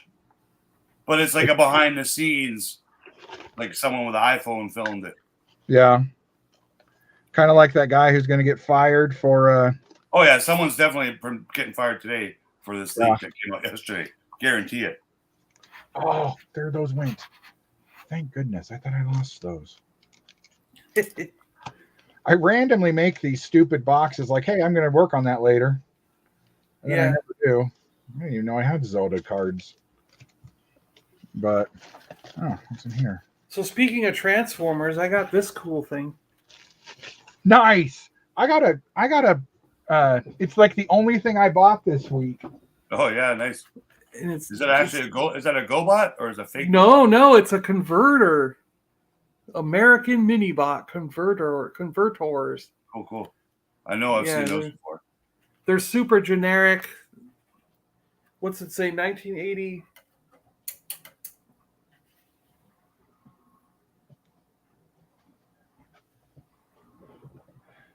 $1984. Oh, there you go. Cool, generic one too. Oh yeah, that's the animal version of converters. Yeah. My comic book store, and he's like, somebody traded this in. I was like, how much? He said $5. I was like, yeah, I'll buy it. Yep. I would have bought it too, as you can see. I love all those. Well, this one was $20, so I overpaid. It was $20. But yeah, I saw it. I was like, I'll take that for $20. Hell yeah. Hey, this is a weird stack of cards. I've got some Charlie's Angels. Oh, cool. Yeah. And then toward the back is Planet of the Apes. Oh, nice. Television series. Oh yeah. Yep. And then that's on Tubi. I was watching it the other day. Man on the Moon. Do you remember this series of cards? Yeah. I don't remember this set at all. Why do I Actually I was watching another show the other day that I thought, oh, Tracker. Do you remember Tracker? Yeah. Chris, because that's on Tubi, and I was watching Tracker the other day, and I'm like, oh my gosh, the show. It had the guy from Highlander TV show as the main guy, and Clone Wars in here. He's an alien tracking down other aliens. Galaxy. Yeah, it was kind of cool. I remember Tracker. Yeah, that didn't last long. Huh? Michael Jackson cards. It was good because I watched a couple episodes, like 2 or 3, I think it was. I had it on while I was doing other stuff, and I liked how he was confused about Earth and like didn't really like it. He didn't even really know how to talk in the beginning. He was like, so it was kind of neat that this guy who was like an alien just had no clue. Yeah. Ooh. What are these? Floppy disks? Oh, I thought those were floppy. Yeah. 1990 football. Good year. Dick Tracy.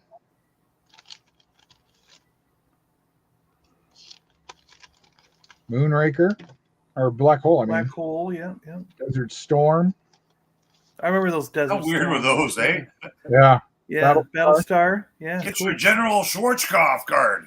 He was card number 2. Was that a real name for it? I just thought it was Schwarzkopf. a name. Yeah. Back to the Future, Dukes of Hazzard. Yeah, I'm pretty sure that we didn't have those Desert Storm cards for sale in Canada. I could be wrong though.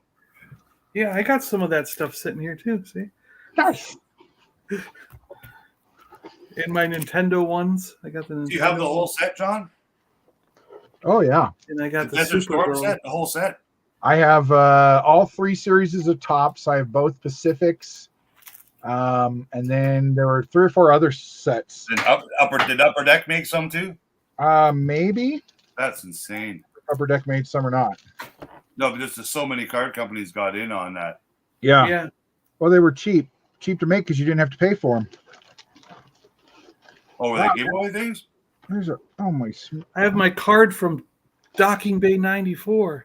Nice. They started. This is kind of neat. It's a comic book and vintage toy store, and they started a punch system where if you go there and buy something 10 times, they give you like some kind of special deal or whatever.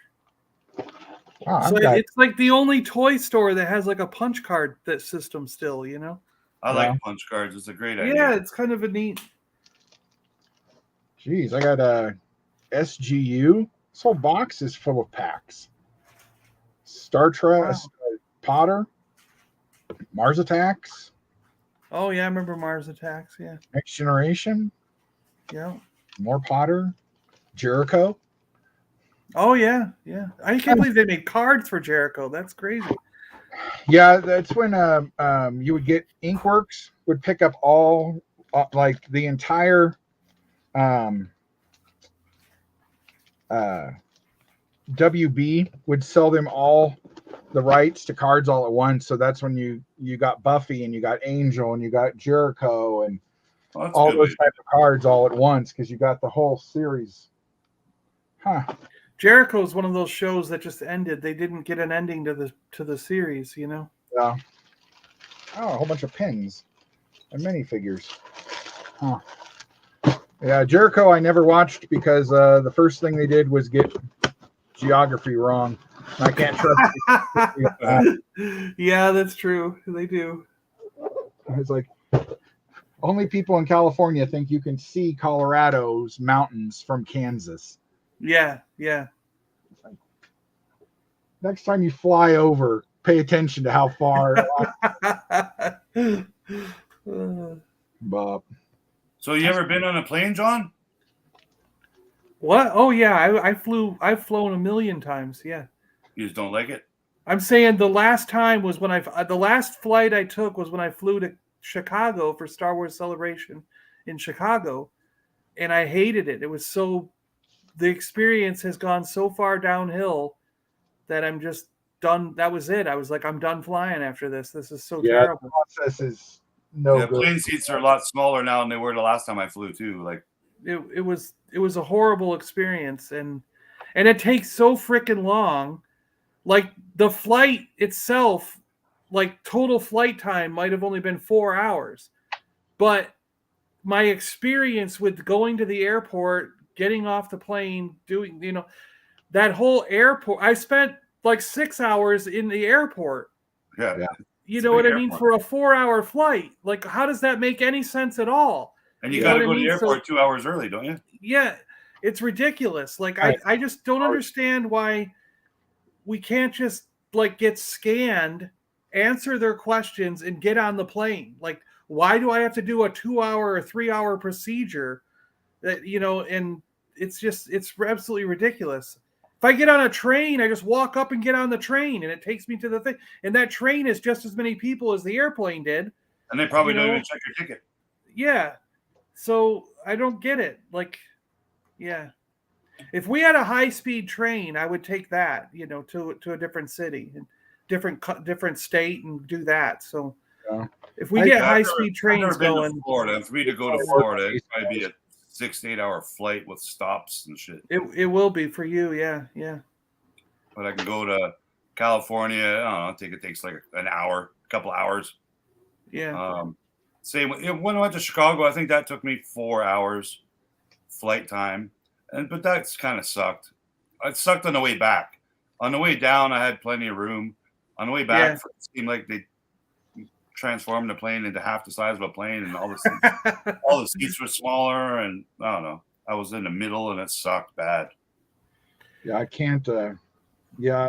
Going back from any trip is horrible. Yeah, because your carry-on bag is twice the size now, and it's, you're bringing back twice the shit that you took, and it's yeah. But yeah, I started flying when I was like 10 or 11 years old when my parents got divorced, because my mother moved to Florida after the divorce. So, and we were in New York. So I was flying by myself from the time I was a little kid, ever since then, a couple times a year, and I've gone to Italy, Japan. I mean, I've flown around the world, so yeah, I've been on planes every year my entire life. I have been on planes 2 or 3 times a year going somewhere.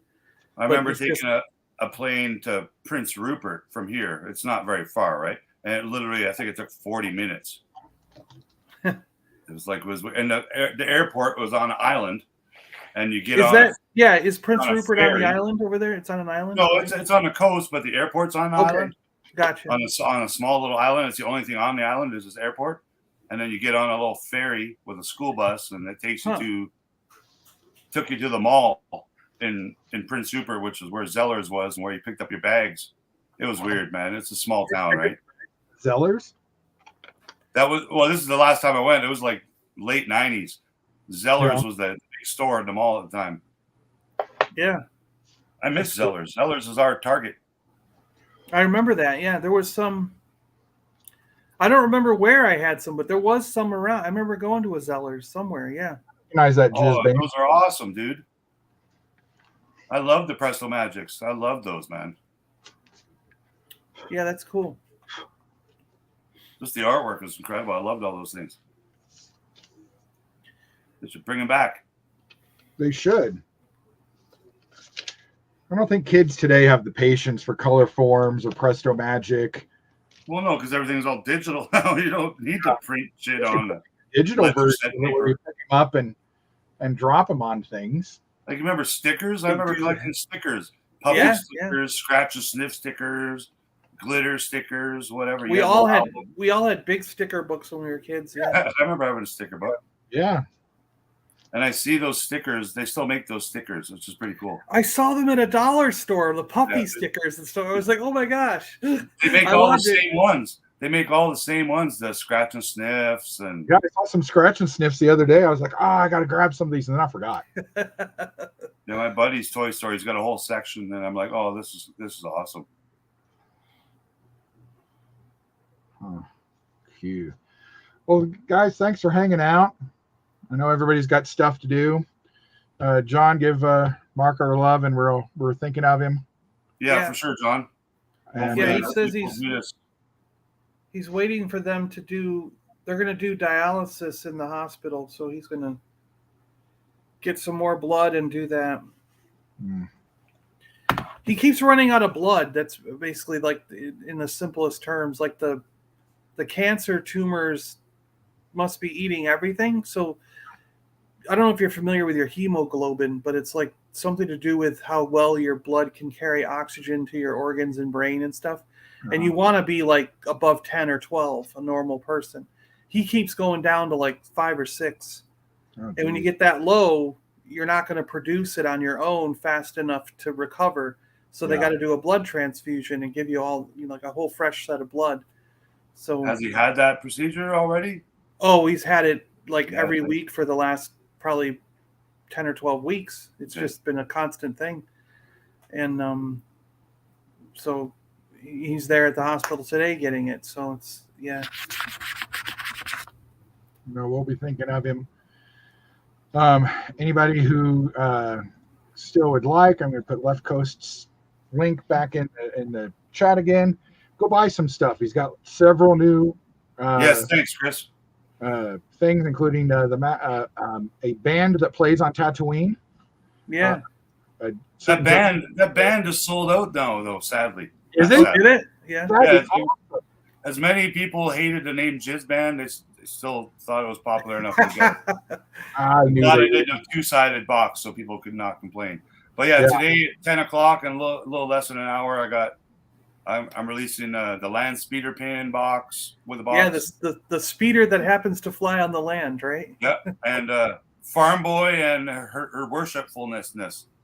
I've been waiting for those two characters for a long time because I'm using another artist's art on my Luke Skywalker card back, Felipe Flores. Check out his art. Chris, I know you'd love his art. He's a lot of cool retro stuff in a comic book newsprint kind of style that he does. Oh, cool. But he did his artwork for me a couple of years ago when I first started these pins. My original idea was to have a different artist collaborate with me and do some cardback artwork because, you know, like it's a lot of work for me to do all these cardback artworks. As you see, I do all the pins and the packaging. It's, you know, it's another design altogether. But I've got a good system. This is my first guest artist. I hope I do a few more.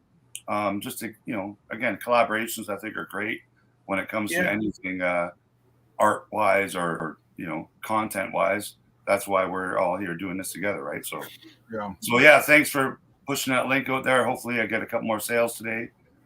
Basically, if I go to Celebration in Anaheim in 2 months, I gotta sell a bunch of merch over the next 2 or 3 weeks because every day the airfare goes up a couple bucks and you know, we'll see, man. I don't want to miss out. I've been looking forward to it for so long. I'd be really sad to not go. Just as part of my anxiety too, I need to vacation myself. I need to go away from this part of the world for a while. Just in case the world ends, I want to be somewhere else for a little while first. You know. Exactly. And what better place than Florida? Or wherever. No, it's in California. In Anaheim. Yeah. No. So well, in that case, I wouldn't go there. But you know, I haven't been there since 1984. 1984 is the last time I went to Disneyland in California. Oh wow! Well, Anaheim's an actual really good spot for this celebration. I've been to the Anaheim. I've been to Anaheim twice for two different Star Wars celebrations, and both of them have been top notch. I actually think it's a better venue than Orlando or Chicago was. I mean, I just had more fun both times at the Anaheim Star Wars celebration.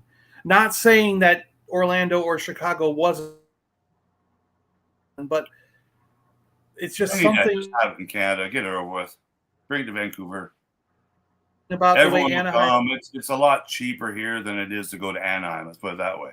Yeah. And you're not going to spend $10 for a water bottle or like we will in Anaheim and crap like that. Like, it's the hotels are like, some of them are like $1,000 a night now.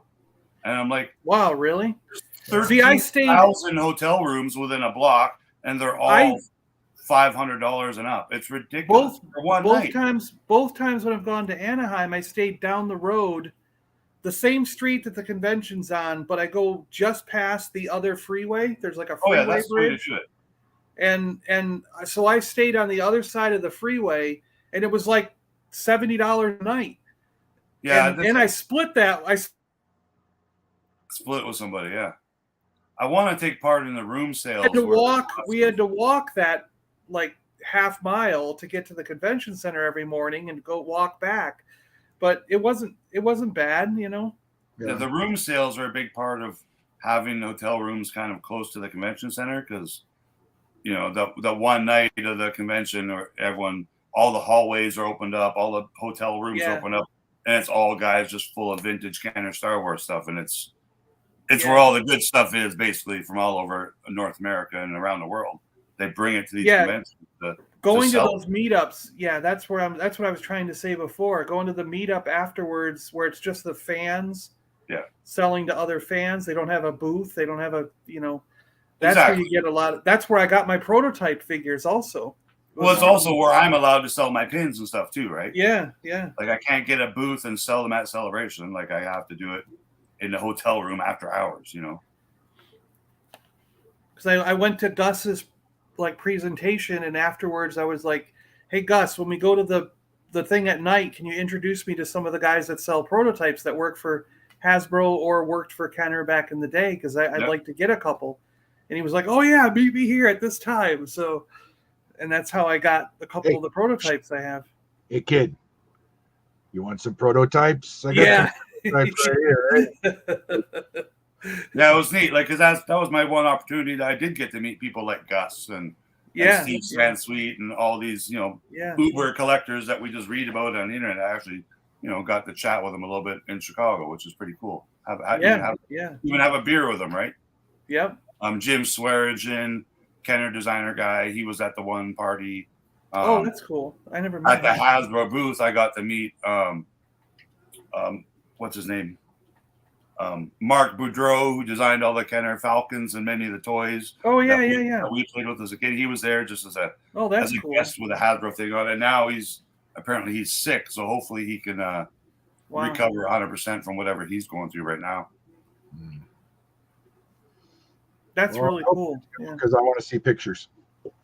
I do too. I want to fill the internet full of video and pictures, man. Because I remember when I met John Vega, he was just walking by, and everyone was like, "The deal was you just give your phone to the celebrity, and he takes the pictures." That's how they do it nowadays. So I was kind of waiting for him to come near me, and I'm like, I got my phone ready, and I'm like, "Here you go," and he's like, "Yeah, that was a big rush, man."